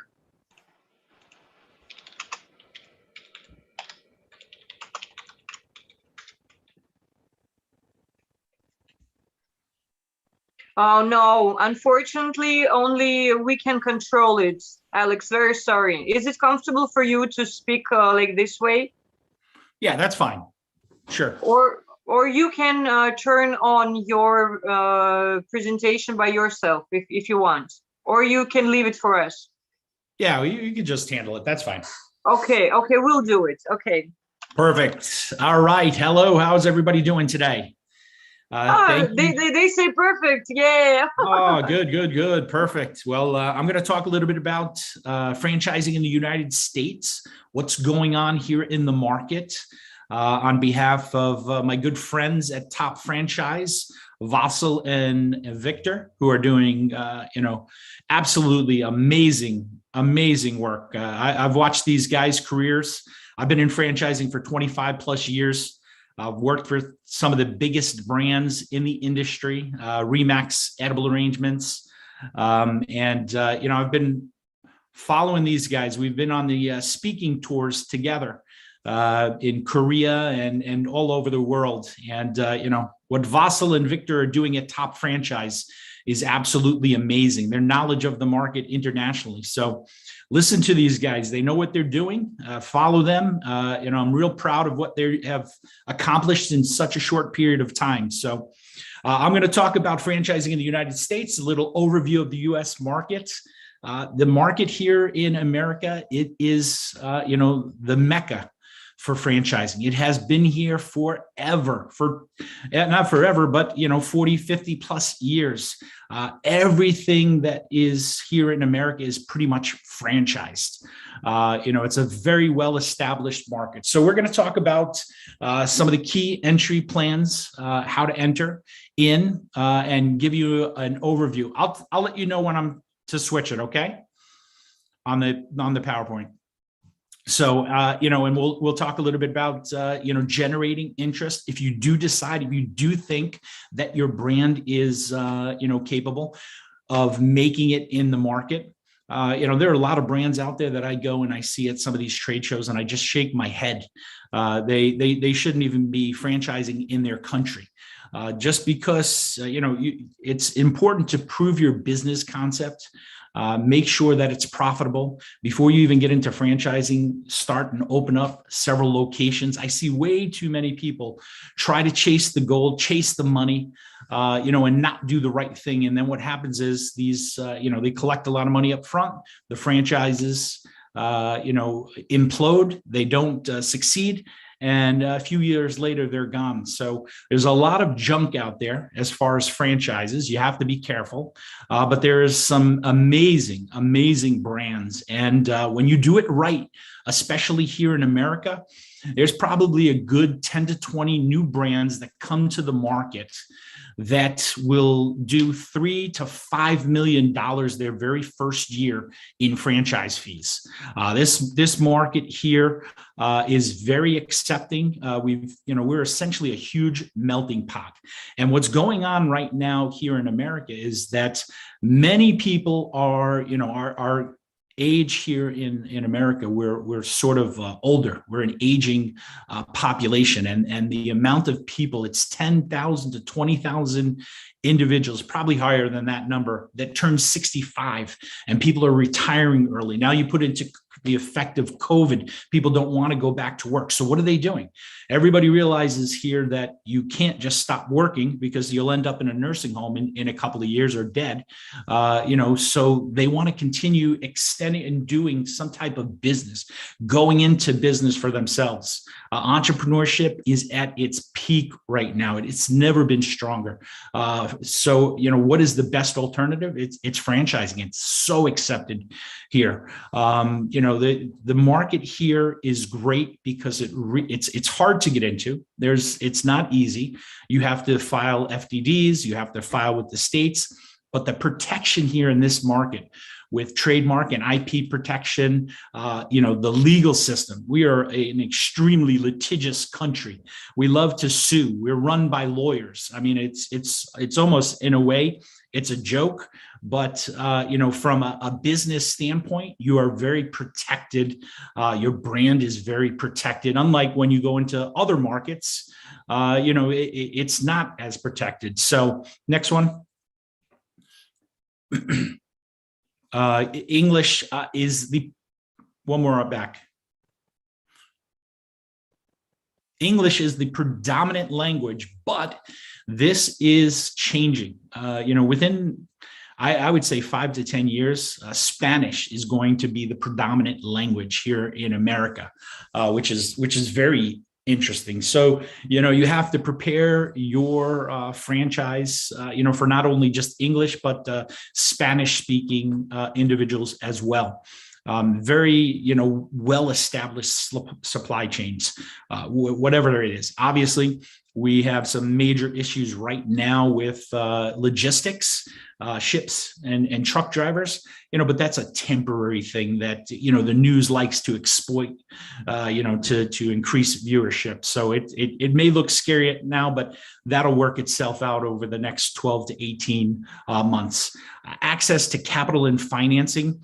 We have amazing programs where people can tap into their 401ks here, and the market, the stock market has gone up, exponentially. People's IRAs, stock options, and stock portfolios are great avenues to tap into assets to purchase their franchise. So it's obviously capital and financing is abundant. Next one.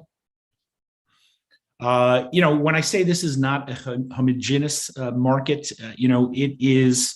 What I mean by that is the market is so different. I'm from New York. I'm right outside of New York City. I speak a little bit faster. I want to get straight to the point. You go down south in the Carolinas or the Bible Belt, or even in Florida, although Florida is changing, a lot of the Northeast people are moving down there.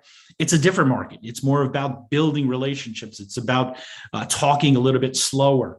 So the market is very, very different. I mean, if you don't understand the market, it is completely different from when you go into New York City, to Midwest, to out West, or to the Southeast or Southwest.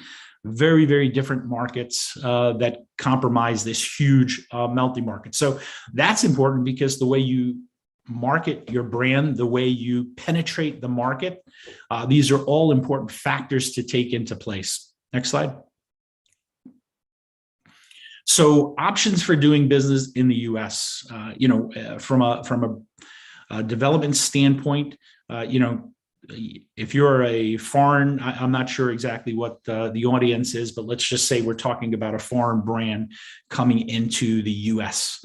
The best options for you, company-owned locations, unless you have somebody here that can operate it, that you trust, or you're going to bring one of your team members over to head that up. It's an ideal situation, but it's an extremely costly one.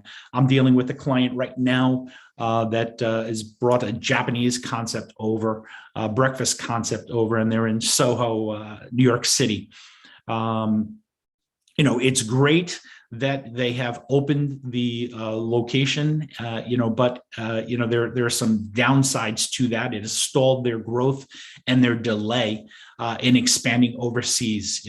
Joint ventures, master franchising, finding a great master franchise partner, honestly, is the best option for most international brands. Someone that is experienced, someone that is there are a ton of these Orange Theory guys, or some of these other very well-established brands that have grown and made millions of dollars off of their multi-unit brands, maybe sold them, are operating them, are looking for the next best thing. Master franchise offers you a unique opportunity in this market because most of the domestic franchisors here in the States don't want to do are not going that route. They're not even giving, some very few are giving up area developers or state development rights, but most don't. They sell single units. So it's an opportunity to bring your brand into the States, align with some incredible operators that understand the market, that have boots on the ground, and we have extensive databases, relationships with many of these multi-unit operators that are looking for international partners, where they can essentially become the franchisor, the master franchisor in this country. And now you're aligned with a great partner, and your learning curve gets reduced, and your chances of success are much higher. So Top Franchise and Global Franchise Exchange, my company, work very closely with international brands to assess if you even have a shot of making it. I mean, if you haven't even succeeded in your country, it's not even a point to try to expand internationally or come over here, because you'll get sniffed out real quickly that you're a lot of smoke and mirrors. Smoke and mirrors don't work well here. We don't represent them. Top Franchise doesn't represent them. And the American people, what happens is you may be quick out of the gate, but what happens, they catch on to you, and it's not a good thing. So we work closely with people that are interested. There's a lot of barriers. There's a huge pot of gold at the end of the rainbow here in America, but it has to be the right brand. Next. So again, well-established franchise business. Anything and everything that you go do pretty much in the States is franchised. I went and purchased my house. I went through a franchised real estate company. I went through the mortgage. It was a real estate franchise company. I drove my car. I bought that from a franchise. I went out to a restaurant. I bought that from a franchise. I bought that from a franchise. I go to a gym. It's a franchise. I go and bring my kids to a school. If there's a preschool or kindergarten or cottage, it's a franchise. Everything and anything is in America is franchise. When you have a great franchise system that provides incredible, what differentiates good from great. And I've been in 25 years, like I said, in the franchising industry. It's one common denominator that differentiates good from great. Good is okay, decent training support. People, the franchisors that offer it, there's training support, there's systems, they may have an excellent plan, but the great ones, the top 25s, the top 50s, the ones that succeed, the ones that have double-digit year-over-year growth for their franchisees in the network, it's all about training and support. Creating the systems and the process, the blueprint, and then training and supporting your franchisees. Slow down the growth. Make sure that those first 5, 10, 15, 20 franchisees within the system are successful. Spend 7 days a week, 24 hours a day to make them successful. And then what you have there is a foundation that you can build on. And the great ones are the ones that beef up their teams, their training and their support teams, and just give killer service and support. Maybe they take losses in the first 2-3 years. That's okay, though. They don't care. They're in it for the long term. They're not in it for the quick hit. And it's just a quick little nugget for some of the franchisors that are out there. Beef up your training and support teams. I'm aligned with a company called RoboThink. We grew that concept over the past 3 years from a startup in Chicago to 115 locations in 15 different countries. And this company, what really differentiates them and why they're on the path to greatness as far as a franchisor is because they go above and beyond on the training and the support. It's all about the training and the support. You can't give franchisees just a brand and a name and think they're going to succeed. It just doesn't work. It'll fail. Next one. So the major benefits versus other expansion models. Again, this is ability to enforce your brand standards. America is an incredibly litigious country, and you have lots of protection in your setting up. When you come in here, the first thing you want to do is file a trademark. You want to protect your brand. If you're thinking of 2 to 5 years down the road, possibly expanding into the country, protect your brand. It costs. It's nominal to protect your trademark, to protect your marks. You're setting up an LLC or a C Corp. You can set up a company, have it tax ID numbered and a bank account within 24 hours. It's super simple to set up a company, and then you're protected. FDIC and the banking here in America will protect against any type of fraud or any issues with your capital. So obviously an incredible, piece. Next. So again, the process here in America is the barrier of entry to come in and be a franchisor and franchise your business is through franchise disclosure document and creating that document.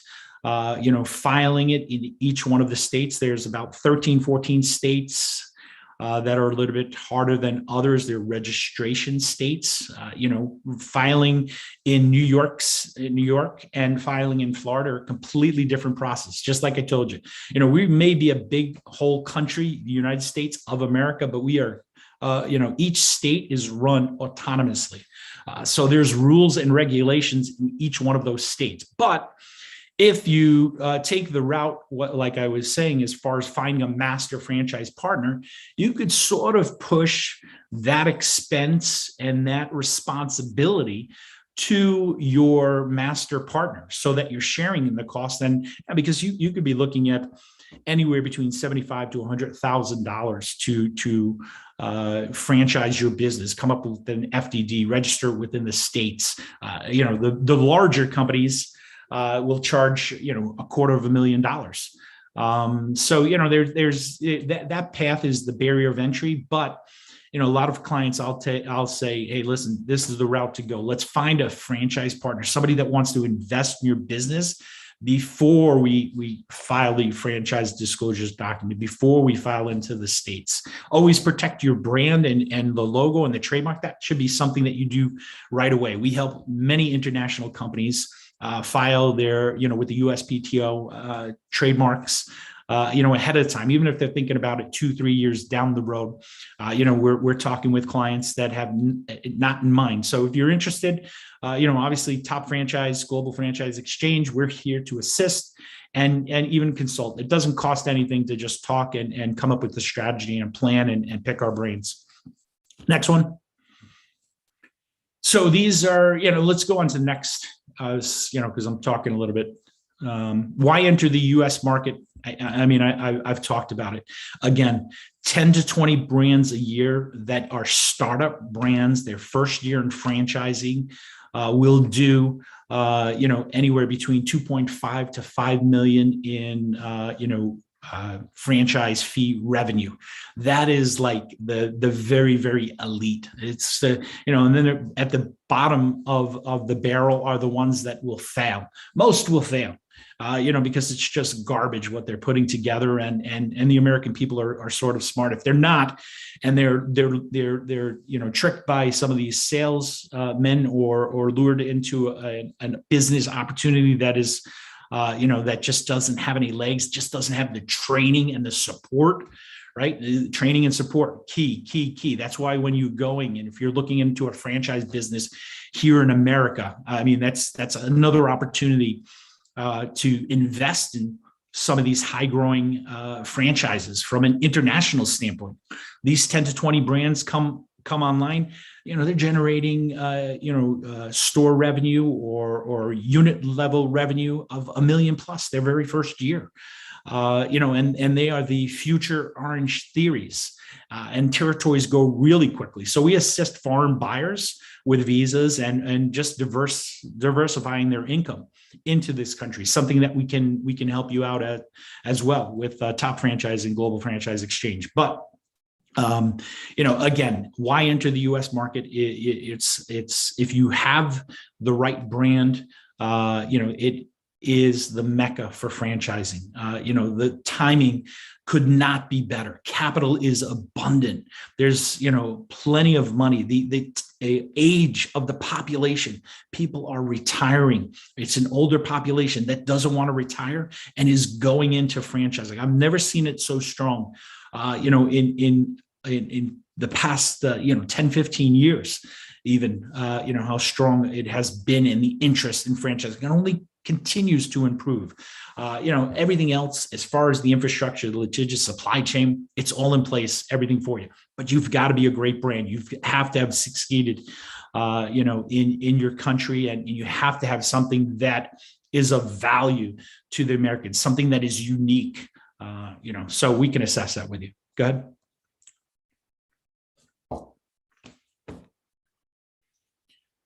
How am I doing for time? Am I too far over? I can stop if we want to. No. Continue. Okay. So creating a plan, key considerations. Again, the best thing to do is to assess. Why do you want to come into this country? Because it's the mecca for franchising. If you can succeed here and you do well here, it will change your lives and your franchise lives. It'll expand. Putting presence here in America is obviously key. Not everybody does. You want to assess the situation, but bringing in a new concept, something that is different to this market, but in demand, right? Not necessarily a new brand. Do we need more gyms? No. Do we need more, types of food, burger places? Possibly. No. If you have that, don't bother. But if you have something unique, a technology that is unique, something that is different, that is successful in your country, is that diamond in the rough? Well, we want to talk to you. Because we can expand your brand. We can make you one of those 10 to 20 type brands. Talk to Vasil, talk to Victor.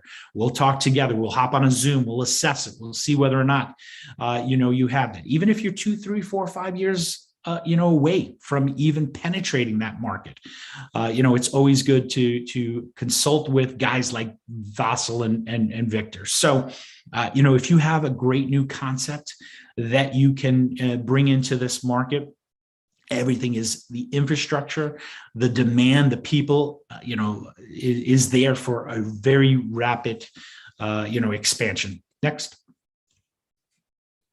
So create, this is just, we're going into creating a plan. Before we even create a plan, obviously we have to make sure that it's success. Then from there, we have to assess the pricing. We have to assess the competition. These are all things that we're going to initially do prior to you even considering or taking the minute. This is about, let's assess, let's see where you are. Maybe you're close, you've got a new concept, but you don't have enough, there's something, maybe a technology, or maybe there's support training, maybe there's systems that need to be tweaked.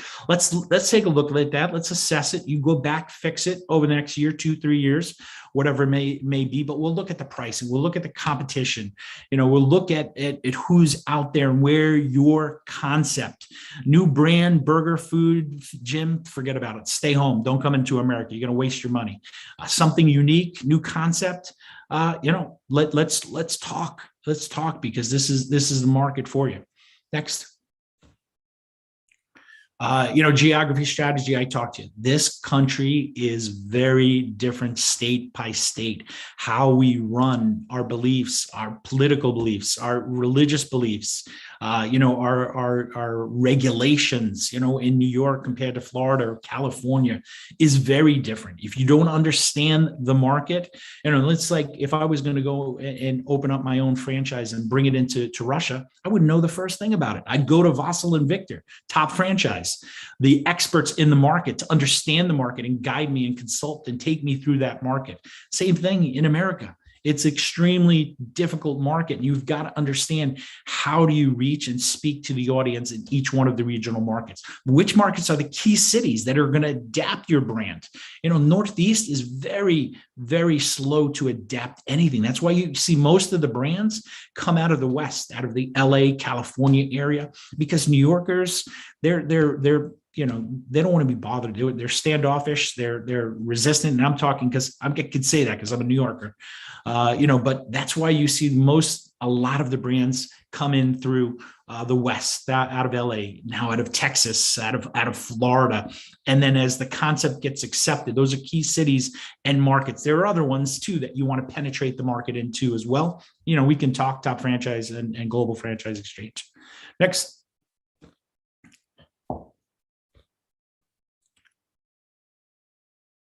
So development strategy, again, for depending on the brand, obviously I think either the master franchise business opportunity, a partner, a large, well-capitalized, experienced. Well-capitalized means nothing if you don't have any experience. I'll take an experienced guy that's taken an Orange Theory and has 20, 30, 40 of them, was an early adapter, understands the market, maybe in different markets like Colorado, Florida, that really gets it and understands it, may not be as well capitalized as some other individual that's just has a lot of capital. All day, any day, every day, because that guy has the experience. He's going to help guide you. And that's essentially what we do too. We connect you with these guys. I've got the relationships with all of these individuals that have established these brands and are looking for the next greatest thing.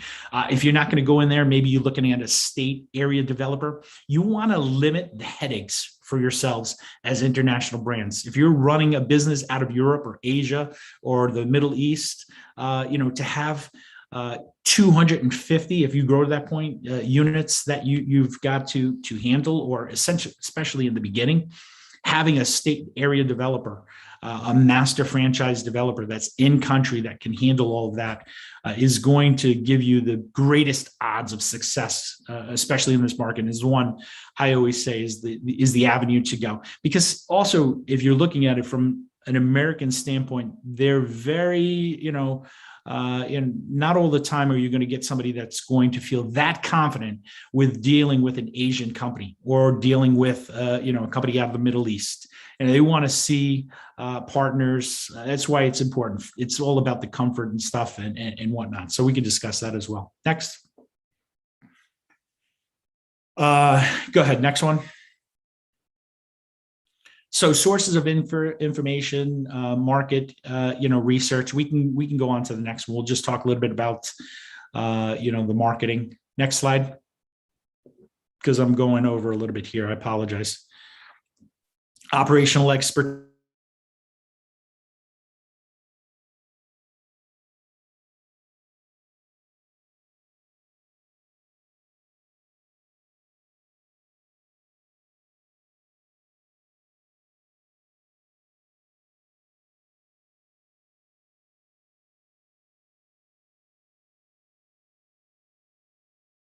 It's not turning on mine. Hello. Go to the next one. Let's go. Let's keep going, just for time wise. Something wrong with technical, you know, just lead. Yeah. No. Take your time. Keep going. All right. So 4 steps to lead generation. This is just something that, you know, you can also look at in your market. You know, the key thing when you establish a franchise, you want to sell franchises, there's a sales process to it. Every franchise system, great franchise system has a sales process in it. But that sales process first starts with developing a franchise profile. What is, what does that individual look like? Where does he come from? What does his background look like? What does his personality, look like? You've got to assess, and when you look at your franchise, decide, okay, who exactly is that ideal person? What is his track record? Before you even go to the step of creating your message, because then once you find who that buyer is, you develop that, okay, so what motivates this buyer? What are the opportunities that he's going to potentially be looking for? Let's take that Orange Theory individual, that multi-unit operator. He can't expand anymore, right? Because there's no, Orange Theory is completely sold out. There are many brands like that where there's no more available territories, or the territories that are available are there. So there's, okay, this is the profile of this. He wants something bigger. He wants something that's new again. He wants to get into something in the early infancy stages, and sit at a higher level. These guys are the ideal. These are my profile for certain international master franchise concepts that come into the States. These are the persons. So creating that profile, you should be doing that in country as well. What is the profile of your buyer? What is the ideal franchisee that you're looking for? Then create your message to them, so that, and looking at the avenues. Next. Here in America, what has happened here, the franchise opportunity websites, probably taken a back seat, for fact, have taken a back seat to franchise brokers. All of the top best franchise brokers that used to 5, 10, 15, 20 years ago, used to work for the franchisors on their development teams, have gone on to become franchise brokers, because, the average, salary for one of these guys that just are focused in the United States, just are finding potential buyers for franchisors, are getting paid handsomely. $500,000, $1 million and a half is like average salary of what these guys have made. So what has happened now is the quality and the talent in each one of these franchises, as far as the development team, has dropped a little bit, because your best salesmen have gone, why sell one brand when I can sell a lot of different brands? So what that has also created now is franchisors having to pay pretty decent money up front to franchise brokers for procuring buyers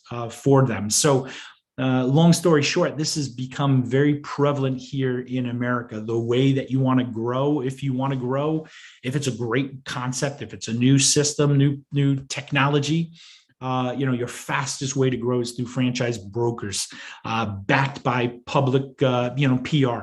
Franchise expos, they're dead. They're at least in America. IFE Expo in New York City, Jacob Javits Center, I was just at. Is extremely small. It's in America. Don't waste your money. It's a complete waste of money, spending 20, 30, 40, 50,000. The people that were at the IFE Expo in New York City, there was empty booths and whatnot, but, internationally it's different, and that's where you want to talk with Vasil and know where you're spending, because every single dollar that you spend on your brand is so important, and you want to shoot with a rifle. You want to make sure it's exact, it's precise. It's okay. Where do I get the most bang for my buck, the highest return on an investment, for my brand? And that's, Vasil and Victor at Top Franchise have a really good handle on that internationally, where to go. So next.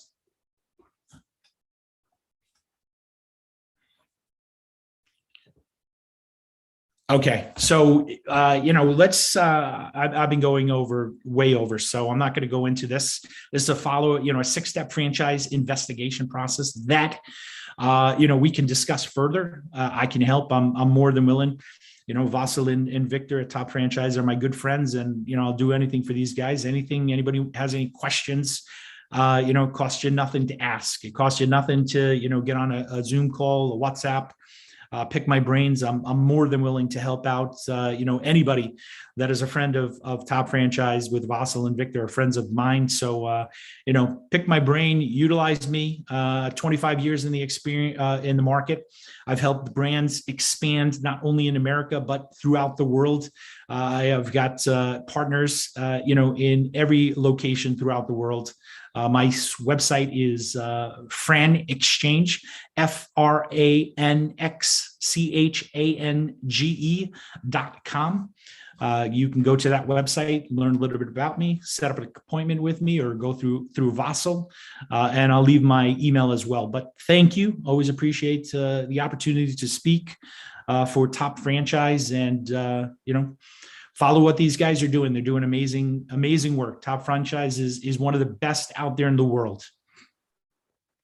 Alex, thank you for so beautiful and so emotional speech. It was really, really so emotional. I can see that you really love your deal, what you're doing. So it was very amazing, so emotional, very good, with love.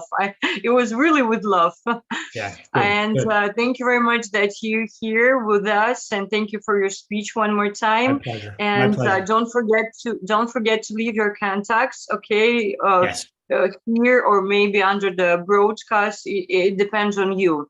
And also thank you for a review about us, about our company. We really try to do our best, and we'll do it, and we'll be the best from the best. Yes. I'm sure. You do an amazing job. Excellent job. All of you are doing great. Thank you very much, Alex. Nice to meet You're welcome. you. Nice to see you. Nice to hear you. So thank you. Bye-bye. Oh, you're welcome. Thank you so much. So nice seeing you again. Bye-bye. Bye-bye. Okay, so we are continue our global franchise configuration, and now I would like to speak with Khalid. Khalid, are you here? Yes, I'm here. Can you hear me? Oh, okay, I can hear you. I can see you. I'm glad to see you. And how are you? I'm very well. Thank you so much, Julia, for the invitation, and I very much appreciate being part of this very, I would say, enriching event with guests from around the globe, and we share the experience of Saudi Arabia and the franchising spectrum. So again, thank you so much for the kind invite. Glad to be here. Okay, you can start because I know that you have a little time. Thank you so let's much. start. Right. Thank you very much. Let me share the screen if you don't mind.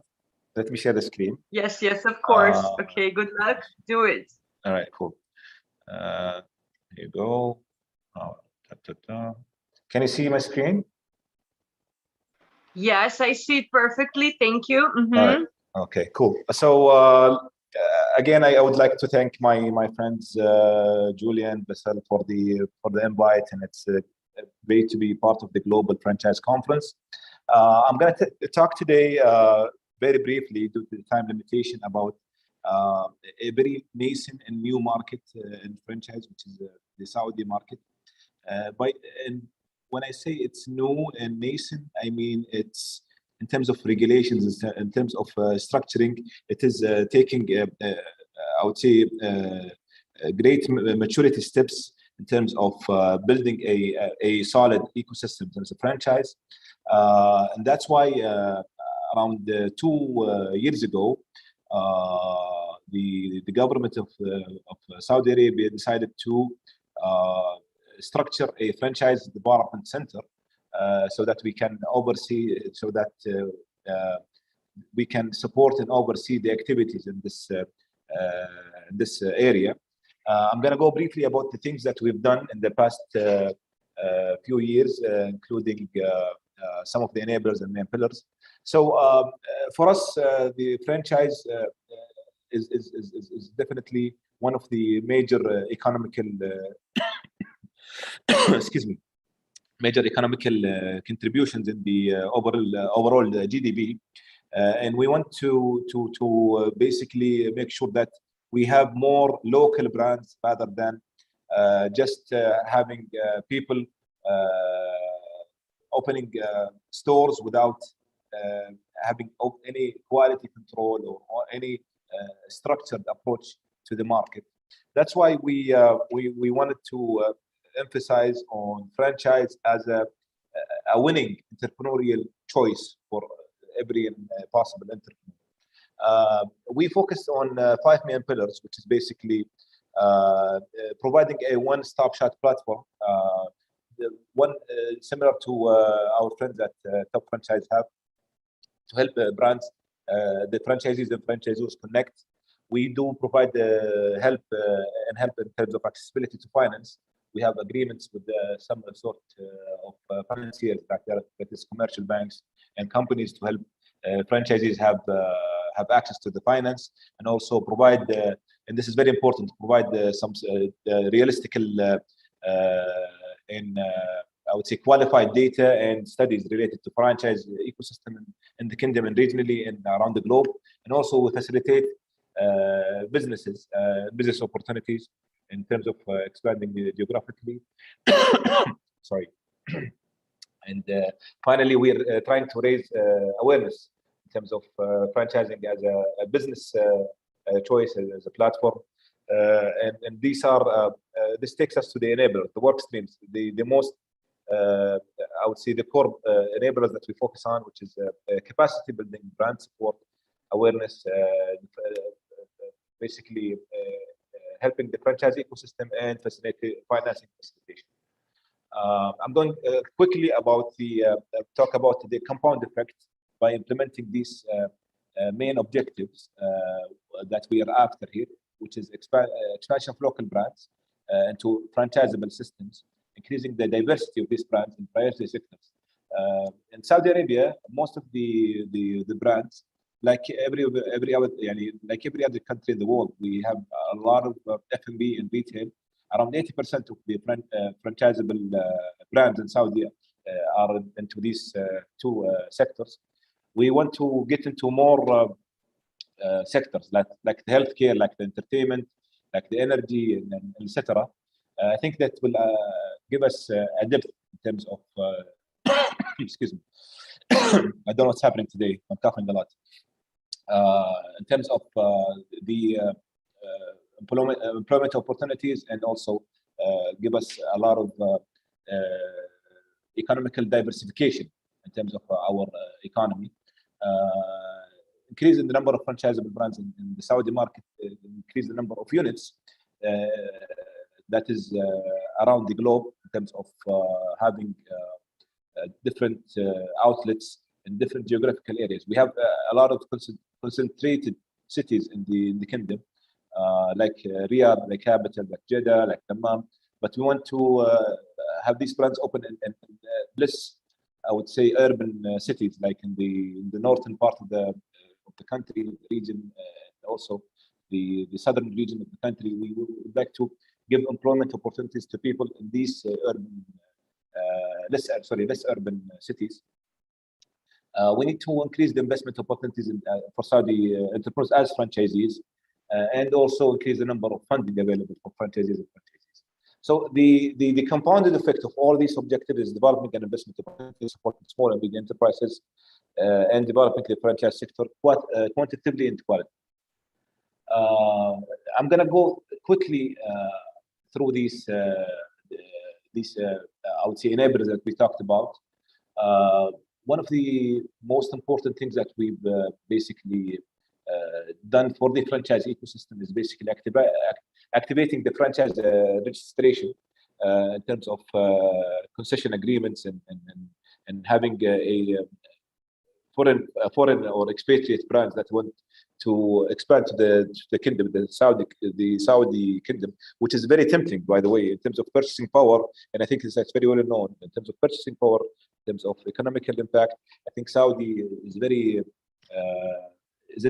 tempting market, and it's a destination for a lot of expatriate brands to open in Saudi. And we have a lot of opportunities and different sectors in that regard. We did increase or facilitate dispute resolution as a service from the center, just to help the regularities achieve a better operational, I would say, excellence, and make sure that most of the litigation is actually mitigated, involving the private sector more and more, and also increasing the facilitating mediation.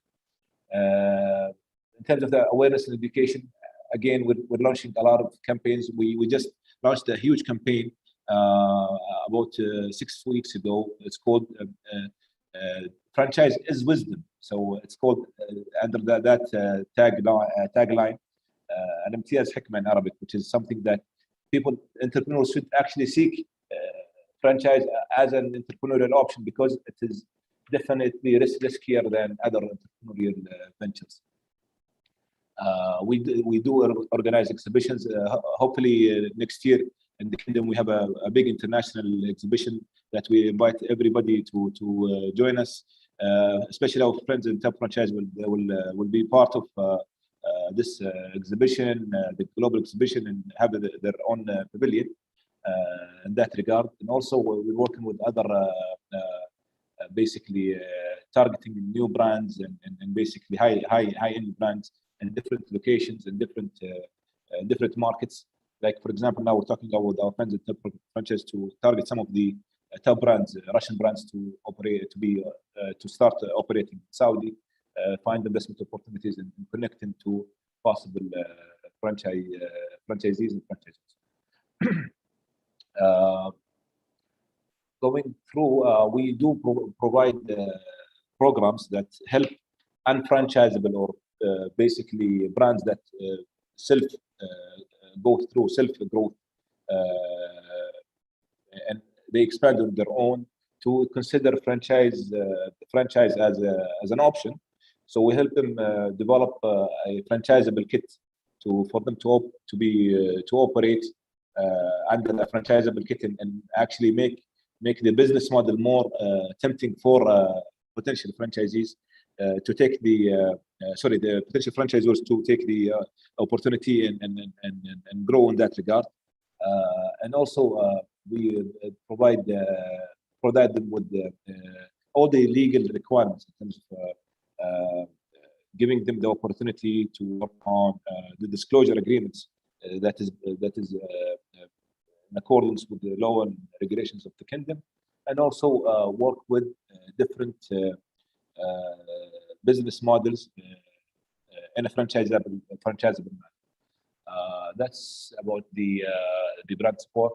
In terms of capacity building, we do offer a lot of training programs through the academy, Munshat, and the franchise center to help aspiring franchisees to take these training programs and be more qualified when they get the chance to work or to expand a certain brand. And also we provide advisory services. We do a lot of advisory services through different channels, either through the support centers that are located around the kingdom, or also through virtual means through the application or the platform that we provide. So we do have advisory services around the clock to help them. We provide even consultations and workshops in different areas in terms of law and regulations, in terms of business modeling, in terms of managing a franchise, in terms, etc. A lot of capacity building programs. Finally, we do, probably I mentioned this at the beginning, we do help also in terms of financing the facilitation of franchise opportunities. We work with banks like the ones that we see here to provide financing programs and financing products. Till date, we have financed more than 100 beneficiaries in terms of basically helping them get them on their, like they say, get them on their feet and to start these franchise opportunities in different areas.